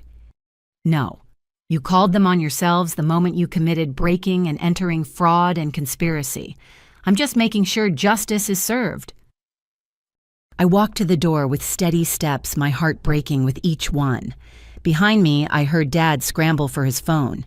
Madison's renewed sobs, Mom's voice rising in panic. But I didn't turn back. Some bridges once burned light the way forward. "Here's what's going to happen," I said, pulling out the legal documents my lawyer had prepared. "You're going to sign these papers acknowledging your attempt to defraud me. You're going to return the items you've already stolen from Grandma's house. Yes, I have inventory lists. And you're going to stay away from me." They protested, threatened, begged. Dad mentioned family loyalty. Madison sobbed about her children's futures. Mom tried one last manipulation about breaking Grandma's heart. That's when I played my trump card, Grandma Dorothy's video will. On my phone screen, my grandmother's face appeared looking directly at the camera. "If you're watching this, Doreen, it means they tried to take what I left you. I knew they would. Your family's greed has always worried me." I opened the door to find Mr. Hartley standing there with 2 uniformed police officers and the process server. His expression was professionally neutral, but I saw concern in his eyes as he took in my composed exterior. "Ms. Brooks, are you all right?" "I'm fine, Mr. Hartley. Please come in, officers." The entrance of law enforcement changed the dynamic instantly. Dad stepped back from the table, hands visible, his business instincts kicking in. Mom's sobs quieted to whimpers. Madison looked like she might faint. "These are the individuals." One officer, whose badge read Martinez, consulted his notebook. "Madison Walsh, Robert Brooks, and Patricia Brooks." "That's correct," I confirmed. "There's evidence of breaking and entering conspiracy to commit fraud and attempted false imprisonment." "Those are serious allegations," Officer Martinez said, his eyes scanning the room, taking in the emotional devastation. "I have documentation," Mr. Hartley interjected smoothly, producing a folder. "Security footage, email correspondence, financial records. We've prepared a comprehensive brief for your review." Carl stepped forward. "Officers, I'm Carl Walsh. I just learned about this tonight. I had no knowledge of my wife's activities." Madison shot him a look of pure betrayal. "Carl—" "Ma'am will need to speak with everyone separately," the second officer, Thompson, said. "But first, Ms. Brooks mentioned some documents." I held up the legal papers I'd pulled from my bag. "Confession agreements. I was offering them the opportunity to admit their crimes in exchange for lesser consequences." "You can't make us sign anything," Dad protested, finding his voice. "We have rights. We want our lawyer." "By all means, call William Preston," I said. "Though he's probably busy dealing with his own legal troubles. Did you know conspiracy to commit fraud can result in disbarment?" Mr. Hartley cleared his throat. "Perhaps we should show them the video before they make any decisions about representation." I nodded, pulling up Grandma Dorothy's video will on my phone and casting it to the smart TV on the wall. The room fell silent as my grandmother's face filled the screen larger than life. "My dearest Doreen." Her voice was strong despite her frail appearance. "If you're watching this, it means they tried to take what I left you. I knew they would. Your family's greed has always worried me." Mom gasped. Madison covered her face. Dad stood frozen, watching his mother speak from beyond the grave. "I've watched my children for years," Grandma continued. "Watched them calculate my worth while checking my pulse. Robert, my son you, started asking about my will the day after your father died. Patricia, you've been mentally spending money that wasn't yours since you married him. And Madison, my granddaughter, you visited me every week not out of love, but to ensure you weren't forgotten in the will." "That's not true," Madison cried out to the screen. But Grandma wasn't finished. "I know about the loans you've taken out. I know about the debt you've hidden. I know you see me as a bank account, not a mother or grandmother. That's why I'm leaving everything to Doreen. Not because I love her more, but because she loves me, for me, not my money." The video continued with specific examples, conversations Grandma had overheard, financial documents. She'd discovered behaviors she'd observed. It was devastating in its accuracy and detail. "I've instructed my attorney to protect Doreen from any attempts to challenge this will or harm her in any way. If you're watching this, it means you've already tried. I'm disappointed, but not surprised." She turned her attention directly to the camera as if speaking to me. "Doreen, don't let them make you feel guilty. They've made their choices. Use the money to build a good life, help others, be the person I know you are. And remember, family isn't about blood. It's about love, respect, and integrity." The video had more legal details, but I paused it there. The room was tomb silent, except for Mom's renewed tears. "She knew," Dad said hollowly. "All this time, she knew what we were thinking." "Apparently so," Mr. Hartley said. "She also took precautions. The will is ironclad. Any attempt to challenge it triggers the nuclear clause she mentioned earlier. All personal effects, photos, heirlooms. Everything gets liquidated and donated to charity." "She wouldn't," Mom whispered. "She would, and she did," I said. "She protected me even knowing it would hurt you. That's how much your greed disappointed her." Officer Martinez had been taking notes throughout. "This video certainly provides context, but we still need to address the current legal issues, the breaking and entering, the fraud allegations." I turned to my family. "This is your last chance. Sign the confessions, acknowledge what you did, accept the restraining orders, get help for whatever drove you to this, or face the full legal consequences." "What about our debts?" Madison asked desperately. "What about my children, their college funds?" "That's no longer my problem.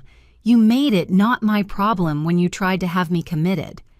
"Doreen, please." Mom reached out to me. "We're still your family. Despite everything, we're still family." "No," I said firmly. "Family doesn't do this. Family doesn't plot and scheme and betray. You're just people I happen to share DNA with." Mr. Hartley produced 3 sets of documents. The confession agreements are straightforward. You acknowledge your actions, agree to cease all contact with Ms. Brooks, and undergo mandatory counseling. In exchange, Ms. Brooks won't pursue criminal charges, though she reserves the right to civil action if you violate the agreement. "This is extortion," Dad said weakly. "This is mercy," Mr. Hartley corrected. "Prison would be far worse than what's being offered here." Carl spoke up again. "Madison, sign it, for our kids' sake, if nothing else. Do you want them visiting you in prison?" "Prison?" Madison's voice was faint. "They wouldn't really send us to prison, would they?" Officer Thompson spoke for the first time. "Fraud involving amounts over $1 million is a federal crime. The attempted false imprisonment adds significant charges. If convicted, you're looking at substantial time." The reality was finally sinking in. Their perfect crime had become their perfect nightmare. "Can we sign?" Dad said slowly. "What happens to us financially? You deal with your debts the way everyone else does," I said. "Bankruptcy payment plans, selling assets, without my money padding your accounts." "We'll lose everything," Mom said. "You already lost everything that mattered when you chose greed over love." Madison suddenly lunged for the papers, grabbing a pen. "Fine, I'll sign your stupid confession. But know this, Doreen, you're destroying your own family." "No, Madison. You destroyed our family. I'm just refusing to be a victim." She signed with angry slashes. Carl immediately took the pen from her, adding his witness signature. One by one, they all signed. Dad's hand shook as he wrote his name. Mom cried through her signature, but they all signed. Mr. Hartley collected the documents, reviewing them carefully. "These appear to be in order. Officers, I believe we can handle the rest civilly now." Officer Martinez nodded. "We'll file a report. Ms. Brooks, if you feel threatened at any point, call immediately. These restraining orders go into effect immediately." As the officers prepared to leave, I remembered one more thing. Oh, and the items from Grandma's house. I want them returned within 48 hours. All of them. "What items?" Mom asked, though her guilty expression suggested she knew exactly what I meant. "The jewelry you took the day after the funeral, the first edition books, the photo albums, the silver, all of it." Madison's face flushed. "Those were gifts." "Those were theft. Grandma's will specified all personal items came to me first for distribution. You took them before the will was even read." "We'll return everything," Carl said firmly. "I'll make sure of it." The process server stepped forward, handing each of them official court documents. "You're being served with restraining orders. 500 feet distance from Ms. Brooks at all times. No contact through third parties. Violation results in immediate arrest." My family, former family, stood there holding their papers like lost children. The dining room that had hosted so many family gatherings now felt like a courtroom where justice had finally been served. "Is there anything else you'd like to say to them?" Mr. Hartley asked me quietly. I looked at each of them one last time. My parents, who had raised me and then tried to cage me. My sister, who had shared my childhood and then tried to steal my future. They looked smaller, somehow diminished by their own choices. "I hope you get help," I said finally. "Real help. Not for me, but for yourselves.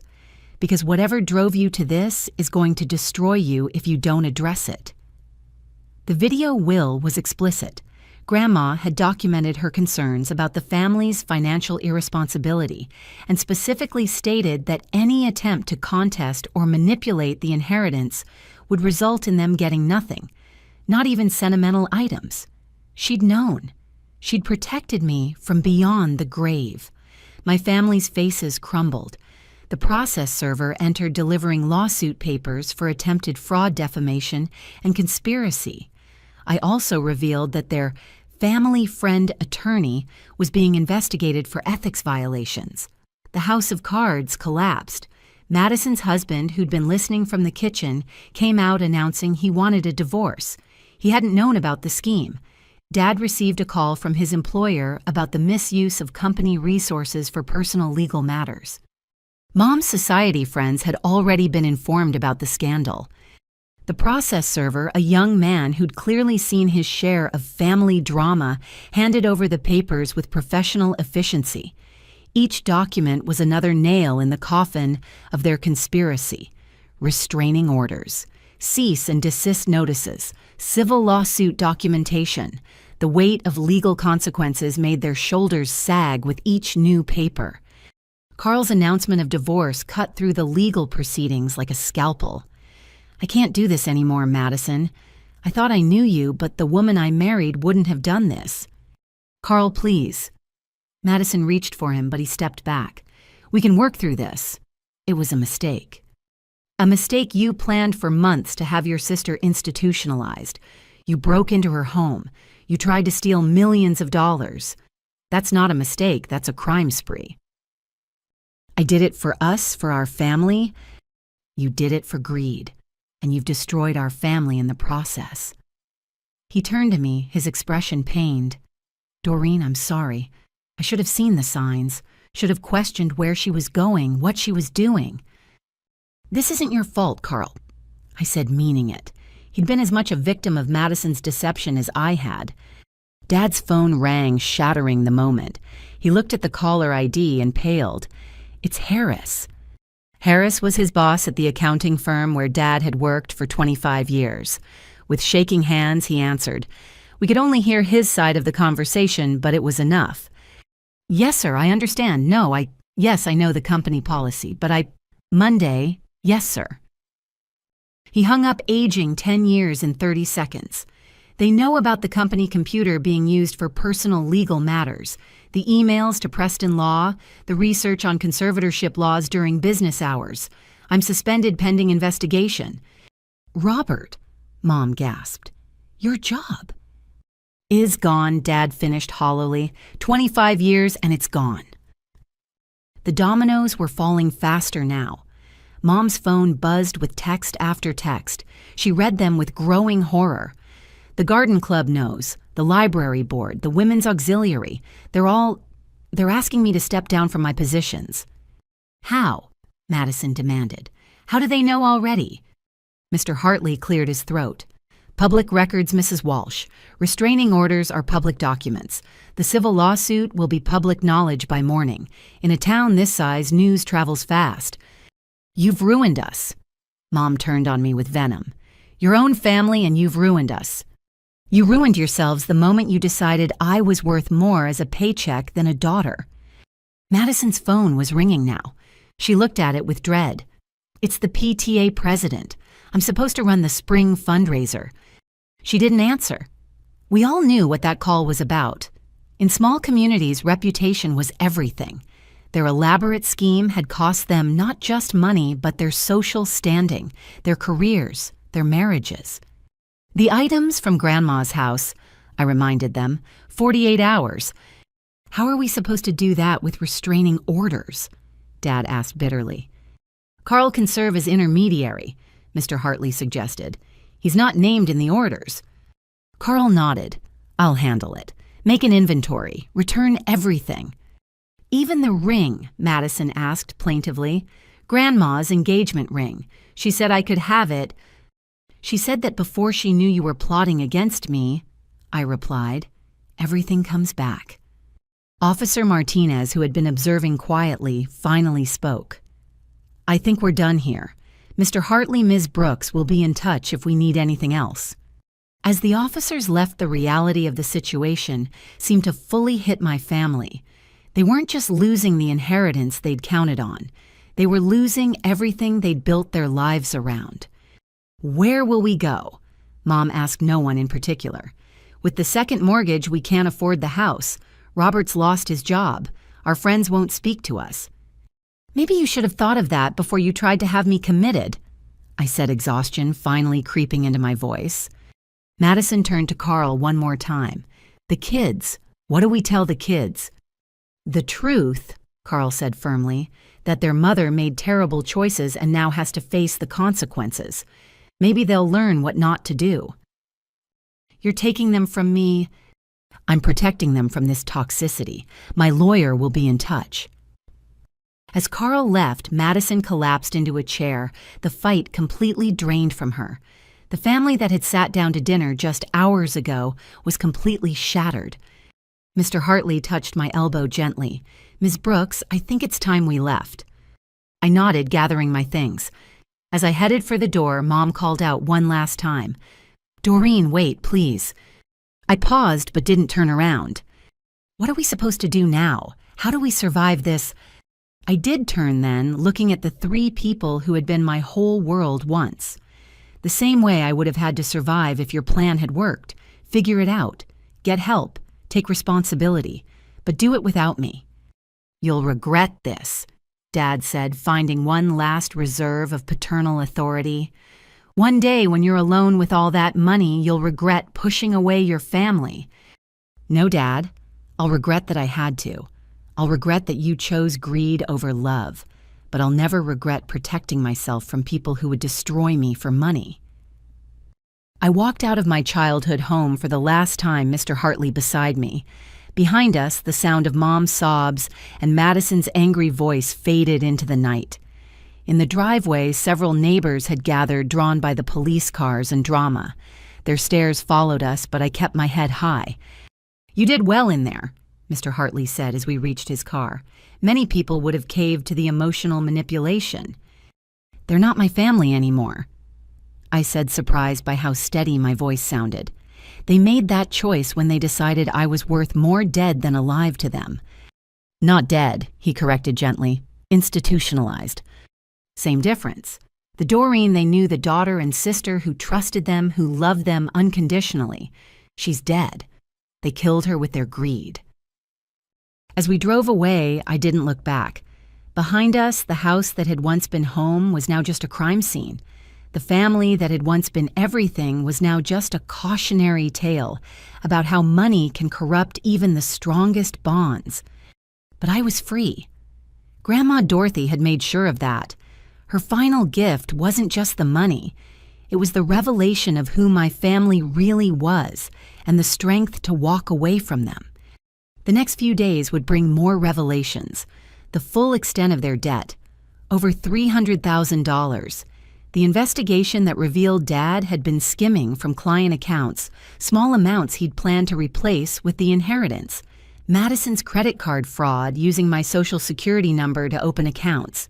Mom's gambling addiction that had drained their retirement. Each discovery was another confirmation that I'd made the right choice. They hadn't just been planning to steal my inheritance. They'd been stealing from everyone around them, living lies within lies, constructing elaborate facades to hide their greed and desperation. The local newspaper picked up the story. "Family fraud scheme unravels." The article was careful to avoid libel, but the facts were damning enough. Within a week, Dad's termination from the accounting firm was official. Mom's social positions evaporated. Madison's husband filed for divorce and full custody. They'd wanted Grandma's money to maintain their illusions. Instead, losing it had exposed every ugly truth they'd been hiding. I left that house for the last time feeling simultaneously heartbroken and liberated. The legal proceedings moved quickly. Faced with overwhelming evidence, my family settled out of court. They were required to attend therapy for their actions, pay my legal fees, and maintain a 500-foot distance from me. I donated a portion of my inheritance to mental health charities in Grandma's name, a pointed message about their weaponization of mental health. Madison's marriage ended, and she had to sell her house. Dad took early retirement in disgrace. Mom lost her position on various charity boards. But the most surprising outcome, 6 months later, I received a letter from my teenage cousin, Sarah Madison's daughter, thanking me for exposing the truth about her parents' greed and manipulation. The immediate aftermath was a whirlwind of legal procedures and emotional processing. Mr. Hartley proved invaluable, guiding me through each step with professional competence and unexpected kindness. The settlement negotiations were swift. Faced with criminal prosecution and mounting evidence, my family had little choice but to accept the terms. The therapy requirement was non-negotiable. Dr. Sarah Winters, who had evaluated me, recommended a colleague who specialized in family dysfunction and financial crimes. "They need to understand what drove them to this," she explained. "Otherwise, they'll just find new victims." The restraining orders went into effect immediately. 500 feet meant they couldn't shop at our usual grocery store. If I was there, couldn't attend community events. If I was present, couldn't even drive past my apartment building. The invisible barriers were more effective than any physical walls. Paying my legal fees added insult to injury for them. The bill was substantial. Mr. Hartley's firm didn't come cheap, and the private investigator's services had been extensive. It would take them years to pay it off, a constant reminder of their failed scheme. I found a new apartment across town, a fresh start, in a space untainted by their attempts to invade my privacy. The building had excellent security, a necessity now that I understood how far family could fall. As I unpacked boxes in my new home, I felt the strange duality of grief and relief. Grief for the family I'd thought I had relief at escaping the family they actually were. The decision to donate to mental health charities came easily. I established the Dorothy Brooks Foundation for Mental Health Advocacy, focusing on protecting vulnerable individuals from financial exploitation disguised as caregiving. The irony wasn't lost on anyone. My family had tried to use mental health as a weapon, and now I was using my inheritance to shield others from similar abuse. The first donation went to an organization that educated families about conservatorship abuse. The second funded legal aid for people fighting involuntary commitments. The third supported research into financial exploitation of the elderly and mentally ill. Each check I wrote felt like a small victory for Grandma and her values. Madison's divorce proceeded rapidly. Carl, freed from the web of deception, proved to be a formidable opponent in court. The breaking and entering charge, the conspiracy evidence, and her financial fraud made custody a foregone conclusion. She lost the house, the kids, and any claim to respectability. I heard through the grapevine that she'd moved in with our parents, 3 failures huddled together in their mortgaged house. The irony of her dependence on them while they faced their own financial ruin was poetic justice. Dad's disgrace was more public. The accounting firm's investigation revealed not just misuse of resources, but actual embezzlement. Small amounts over years, always planning to pay it back when Mom's inheritance came through. He avoided jail time by agreeing to restitution, but his professional reputation was destroyed. 25 years of building a career gone in a matter of weeks. His early retirement came with no party, no gold watch, no well wishes from colleagues. Just a box of personal items and a lifetime ban from the profession he'd devoted himself to. The man who'd lectured me about responsibility had lost everything through his own irresponsibility. Mom's social fall was perhaps the most complete. In a small town, social standing was currency, and she'd spent all of hers. The garden club presidency she'd held for 15 years was stripped away. The library board position she'd used to feel important dissolved. The women's auxiliary she'd helped found asked her to resign. She became a ghost in her own community, avoided at the grocery store, whispered about at the coffee shop. The woman who'd built her identity on appearances now had nowhere to appear. But 6 months into this new reality, something unexpected arrived in my mailbox. A letter addressed in careful teenage handwriting. Sarah Walsh, Madison's eldest daughter, my 16-year-old cousin. Dear Aunt Doreen.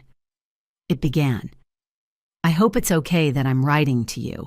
I know there's a restraining order, but Mom says it doesn't apply to me, and Dad says I should follow my conscience. The letter continued, each word carefully chosen. I wanted to thank you for exposing the truth. I know that sounds weird, thanking someone for destroying my family, but you didn't destroy it. You revealed what was already broken. She went on to describe the toxic environment she'd grown up in, the constant focus on money, the jealousy directed at me, the lessons in greed disguised as family loyalty. Mom used to say you thought you were better than us. Now I understand you just were better. You worked for what you had while they waited for someone else to die. The maturity in her words was heartbreaking. At 16, she understood truths that her parents at 40 couldn't grasp. She told me about starting therapy, about her younger brother's confusion, about living with her father, and trying to build a life based on integrity instead of greed. I'm getting a job this summer, she wrote.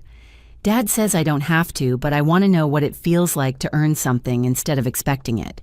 Maybe someday when the restraining order is done, we could have coffee. I'd like to know the aunt my mother was so jealous of. I cried reading that letter.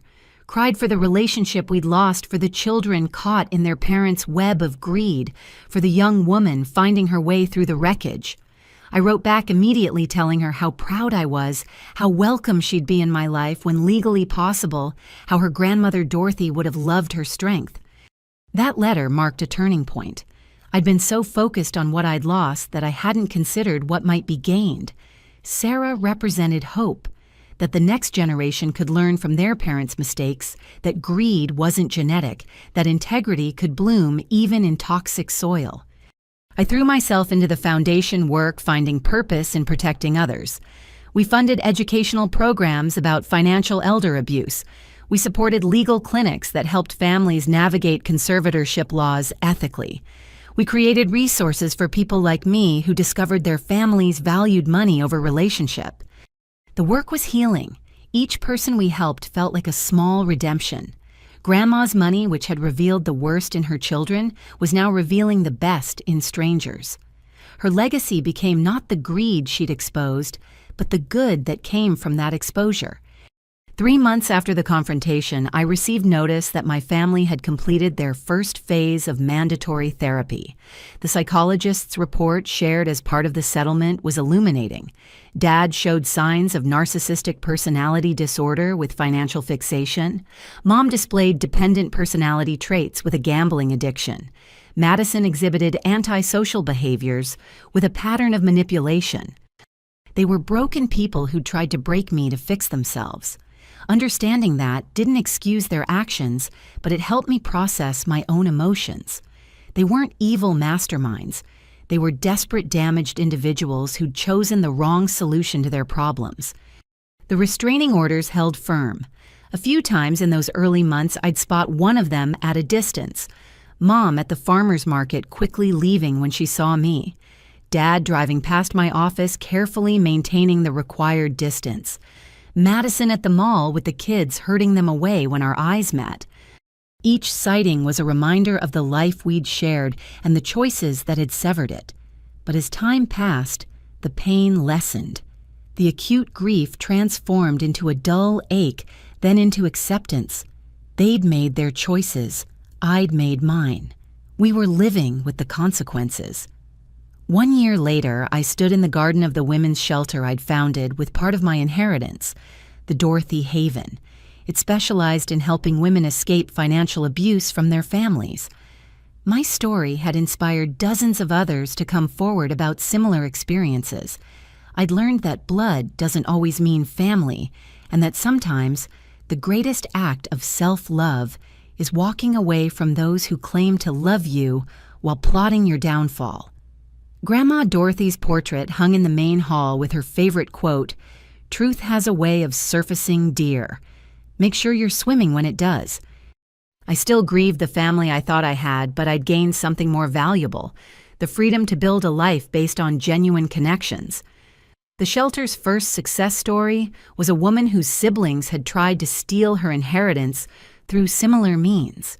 As she hugged me after winning her case, she whispered, "Thank you for showing me it's okay to choose yourself." That's when I knew Grandma's money had found its true purpose. The Dorothy Haven Women's Shelter opened on a crisp autumn morning exactly 1 year after that fateful family dinner. The building, a renovated Victorian home, stood as a testament to transformation. What had once been a private mansion now opened its doors to women seeking refuge from financial predators, wearing familiar faces. I'd chosen the location carefully. It sat on Maple Street, just 3 blocks from where Grandma Dorothy had lived her entire married life. Every day, women seeking help would pass by the small house where she'd raised her children, saved her money, and ultimately seen through their greed. The proximity felt like poetic justice. The opening ceremony was small but meaningful. Sarah attended with Carl's permission, representing hope for the next generation. Mr. Hartley came having become not just my lawyer, but a trusted advisor. Dr. Winters spoke about the intersection of financial abuse and psychological manipulation. The mayor, who'd known my family for decades, carefully avoided mentioning them while praising the shelter's mission. But the most powerful moment came when our first resident, Margaret Chen, stood to speak. A soft-spoken woman in her 50s, she'd contacted us after reading about my story in the paper. Her own brothers had attempted something similar, claiming her tech startup success had made her unstable and unable to manage wealth responsibly. For months, I thought I was going crazy. Margaret said, her voice growing stronger with each word. They documented every business risk I took as mania, every moment of stress as breakdown, every success as luck I couldn't replicate. They made me doubt my own mind. She looked directly at me. Then I read about Doreen's story, about how her family did the same thing, and I realized I wasn't crazy. They were criminal. The Dorothy Haven didn't just give me shelter, it gave me validation, it gave me strength. The shelter offered more than just temporary housing. We provided legal aid therapeutic services, financial counseling, and most importantly, community with others who understood the unique betrayal of family financial abuse. The betrayal cut deeper when it came from those who were supposed to protect you. Grandma Dorothy's portrait painted from her favorite photograph dominated the entrance hall. In it, she wore her signature pearl necklace and a knowing smile, as if she could see through the camera into the future she was helping create. Beneath it, a brass plaque bore her favorite quote, "Truth has a way of surfacing, dear. Make sure you're swimming when it does." I found myself standing before that portrait, often having silent conversations with the woman who'd saved me even after death. Sometimes I'd update her on the shelter's progress. Other times I'd share the pain that still surfaced when I thought about my family. But mostly I'd thank her for seeing what I'd been too blinded by love to notice. The work was challenging but rewarding. Every woman who walked through our doors carried a similar story. Families who'd chosen greed over love, who'd weaponized concern into control, who'd tried to steal not just money, but autonomy and dignity. The patterns were depressingly consistent. There was Janet, whose children tried to have her declared incompetent when she refused to co-sign their business loans. Maria, whose husband's family claimed her inheritance from her late mother, made her dangerously impulsive. Leslie, whose siblings had been documenting her grief after her divorce as evidence of mental instability, planning to take control of her teacher's pension. Each story reinforced that my experience wasn't unique. Financial abuse by family members was an epidemic hidden by shame and disbelief. Society expected family to be sanctuary, not a source of predation. The Dorothy Haven gave these women permission to acknowledge the truth and protect themselves without guilt. The educational component became crucial. We held workshops on recognizing the signs of financial manipulation, understanding conservatorship laws, protecting assets from predatory relatives. We brought in experts to teach about gaslighting, emotional manipulation, and the intersection of love and greed. One evening, 6 months after opening, I was leading a support group when a familiar name came up. One of our new residents, Patricia, mentioned that her lawyer was worried about the opposing counsel, William Preston. He specializes in these conservatorship cases, Patricia explained. Apparently, he's very good at making families seem loving and concerned while they're robbing you blind. Not anymore, I said quietly. Mr. Preston is no longer practicing law. The room looked at me expectantly.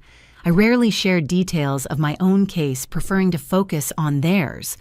But this felt important. He was my family's lawyer. His pattern of ethical violations in conservatorship cases led to his disbarment. He can't hurt anyone else. The relief in Patricia's face was palpable. One predator down, countless more to go. But each victory mattered. Each woman protected was a life saved from the kind of betrayal that cut deepest. As the shelter grew, so did its impact. We partnered with legal aid societies to provide pro bono representation. We worked with adult protective services to identify potential victims before the scheme succeeded. We lobbied for stronger laws protecting adults from predatory conservatorships. The media attention helped spread awareness. My story, once a source of shame and pain, became a cautionary tale that helped others recognize the danger signs. I gave interviews, wrote articles, spoke at conferences. Each telling got easier, the wound scarring over with purpose. Sarah visited monthly, always eager to volunteer. She organized donation drives at her school, tutored residents' children, and showed a maturity beyond her 17 years. During one visit, as we sorted donated clothes, she asked the question I'd been dreading. "Do you think you'll ever forgive them?" I paused, holding a donated sweater that looked like something Mom would wear. "I don't know," I answered honestly. Forgiveness isn't forgetting and what they did. It wasn't a moment of weakness. It was months of calculated cruelty. "Dad says Mom still blames you, says you stole her life." "I know." The reports from Carl painted a picture of a woman consumed by bitterness. Madison had found work as a cashier but spent her free time obsessing over what she'd lost rather than building something new. But Grandpa's getting help, really trying in therapy. This was news. Dad had been resistant to the mandatory counseling, seeing it as punishment rather than potential healing. "That's good," I said carefully. "He wrote you a letter, asked me to give it to you."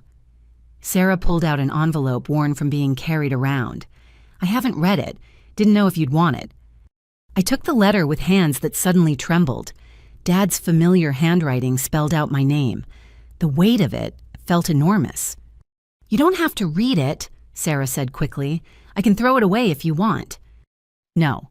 I slipped it into my pocket. "Thank you for bringing it. I'll decide later." That night alone in my apartment, I finally opened Dad's letter. His handwriting, once commanding and confident on those terrible documents, now looked shaky and uncertain. "Doreen," it began. "I know I have no right to contact you even through Sarah, but therapy has made me face truths I've spent a lifetime avoiding, and I need you to know that I know what we did was unforgivable." He went on to detail his sessions, his diagnosis, his growing understanding of how his need for control and financial security had poisoned every relationship in his life. He didn't ask for forgiveness or reconciliation. He simply wanted me to know that he finally understood the magnitude of their betrayal. "Your mother and sister aren't ready to see it yet," he wrote. "They're still trapped in their anger and blame. But I see it now. We didn't just try to steal money. We tried to steal your freedom, your dignity, your trust in family. That's a theft that can never be repaid." The letter ended with an update on their lives. The house was in foreclosure. Mom's gambling had accelerated under stress. Madison worked minimum wage and raged against the world. But Dad had found work as a bookkeeper for a small nonprofit, slowly rebuilding some semblance of integrity. "I don't expect you to respond or forgive," he concluded. "I just wanted you to know that one of us finally understands what we lost when we chose money over our daughter. I'm proud of what you've built with the Dorothy Haven. Mom would be proud too. The real mom, not the greedy stranger she became. Take care of yourself, Doreen. You deserve the life we tried to steal." I read the letter 3 times, then filed it away. It didn't change anything. The damage was too great, the trust too shattered. But knowing that somewhere in the wreckage, Dad was trying to rebuild himself as a better person, brought a small measure of peace. The Dorothy Haven continued to grow. By the end of our first year, we'd helped 47 women escape financial abuse from family members. Our success rate in legal battles was remarkable, partly due to the documentation strategies we taught, and partly due to the network of ethical lawyers we'd cultivated. Each success story healed something in me. When Brenda won her case against cousins trying to steal her late husband's life insurance, I saw justice. When Amy's parents' conservatorship petition was thrown out of court, I felt vindication. When Deborah's siblings were arrested for fraud, I experienced a vicarious triumph. But the real healing came from the community we built. Women who'd been isolated by their abusers found sisterhood. Those who'd been gaslit into doubting their own minds discovered validation. The shame that had kept them silent transformed into strength that helped them speak. During one particularly meaningful evening, Margaret Chen returned to speak at our anniversary dinner.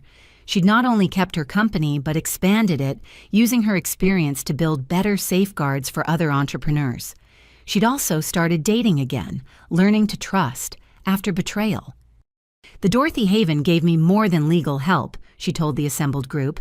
"It gave me permission to prioritize myself without guilt, to recognize that family isn't entitled to destroy you just because they share your blood." As I looked around the room at dozens of women nodding in recognition, I realized this was Grandma Dorothy's true legacy. Not just the money, but the wisdom to protect it and use it for good. Not just the inheritance, but the understanding that some people would try to steal it. Not just the wealth, but the strength to defend it. The evening ended with a toast, Sarah, now 18 and preparing for college with a scholarship she'd earned herself, raised her glass of sparkling cider. To Dorothy Brooks, she said, who saw the truth and made sure her granddaughter could swim when it surfaced. To Dorothy Brooks, the room echoed. As I raised my own glass, I felt Grandma's presence, not in any mystical way, but in the practical love that had protected me, the foresight that had warned me, the strength that had sustained me. She'd known her children's hearts and chosen to protect her granddaughter instead. Standing there, surrounded by women who'd found freedom through shared struggle, I finally understood the full scope of Grandma's gift. Yes, she'd left me money, but more importantly, she'd left me the truth about my family and the strength to act on it. She'd given me the most valuable inheritance of all the knowledge that I deserved to be valued for more than what I could provide. The Dorothy Haven stood as proof that even the deepest betrayals could be transformed into purpose. Every woman we helped was a victory over greed. Every family scheme we exposed was justice for those who'd been silenced. Every life we protected was a testament to Grandma's wisdom. As the evening wound down and the last guests departed, I stood once more before Grandma's portrait. "We're doing good work here," I whispered, turning their greed into grace, making sure other women can swim when their truth surfaces. The painted eyes seemed to twinkle with approval. Or maybe that was just my imagination colored by gratitude and loss, and the strange peace that comes from building something beautiful, from something broken. Either way, I knew Grandma would be proud, not just of the shelter, but of the woman I'd become through surviving my family's betrayal, strong enough to stand alone, wise enough to build new connections, generous enough to help others escape what I'd endured. The money had been the catalyst, but the real inheritance was the truth. And the truth, as Grandma always said, had a way of surfacing. Thanks to her, I'd been swimming when it did. That night, I made a decision. I pulled out a fresh piece of paper and wrote a single line. "Thank you for understanding. I wish you peace in your journey forward." I signed it simply Doreen and mailed it to Dad through Sarah. It wasn't forgiveness. It wasn't reconciliation. It was acknowledgement that even broken people could try to heal, that even after betrayal growth was possible. Not enough to rebuild what was destroyed, but enough to honor the humanity in the wreckage. A week later, I received a simple card through Sarah. "Thank you. Be well." And somehow, in that minimal exchange, I found a different kind of closure. Not the restoration of family, but the recognition that we were all human, all flawed, all capable of both great harm and small redemptions. The Dorothy Haven grew stronger every day, helping more women, changing more lives. And somewhere in town, my former family continued their separate journeys. Some toward bitterness, some toward understanding all living with the consequences of choosing greed over love. But I had chosen love.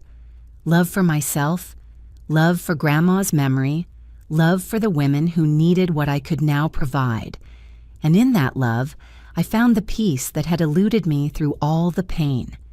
Standing in the garden of the Dorothy Haven, watching the sunrise paint the sky in shades of hope, I knew I'd found my purpose. Grandma's money hadn't just saved me from my family's greed. It had transformed me into someone who could save others. And that more than any inheritance was a legacy worth leaving. As I turned to go inside and prepare for another day of fighting the good fight, one final thought crossed my mind.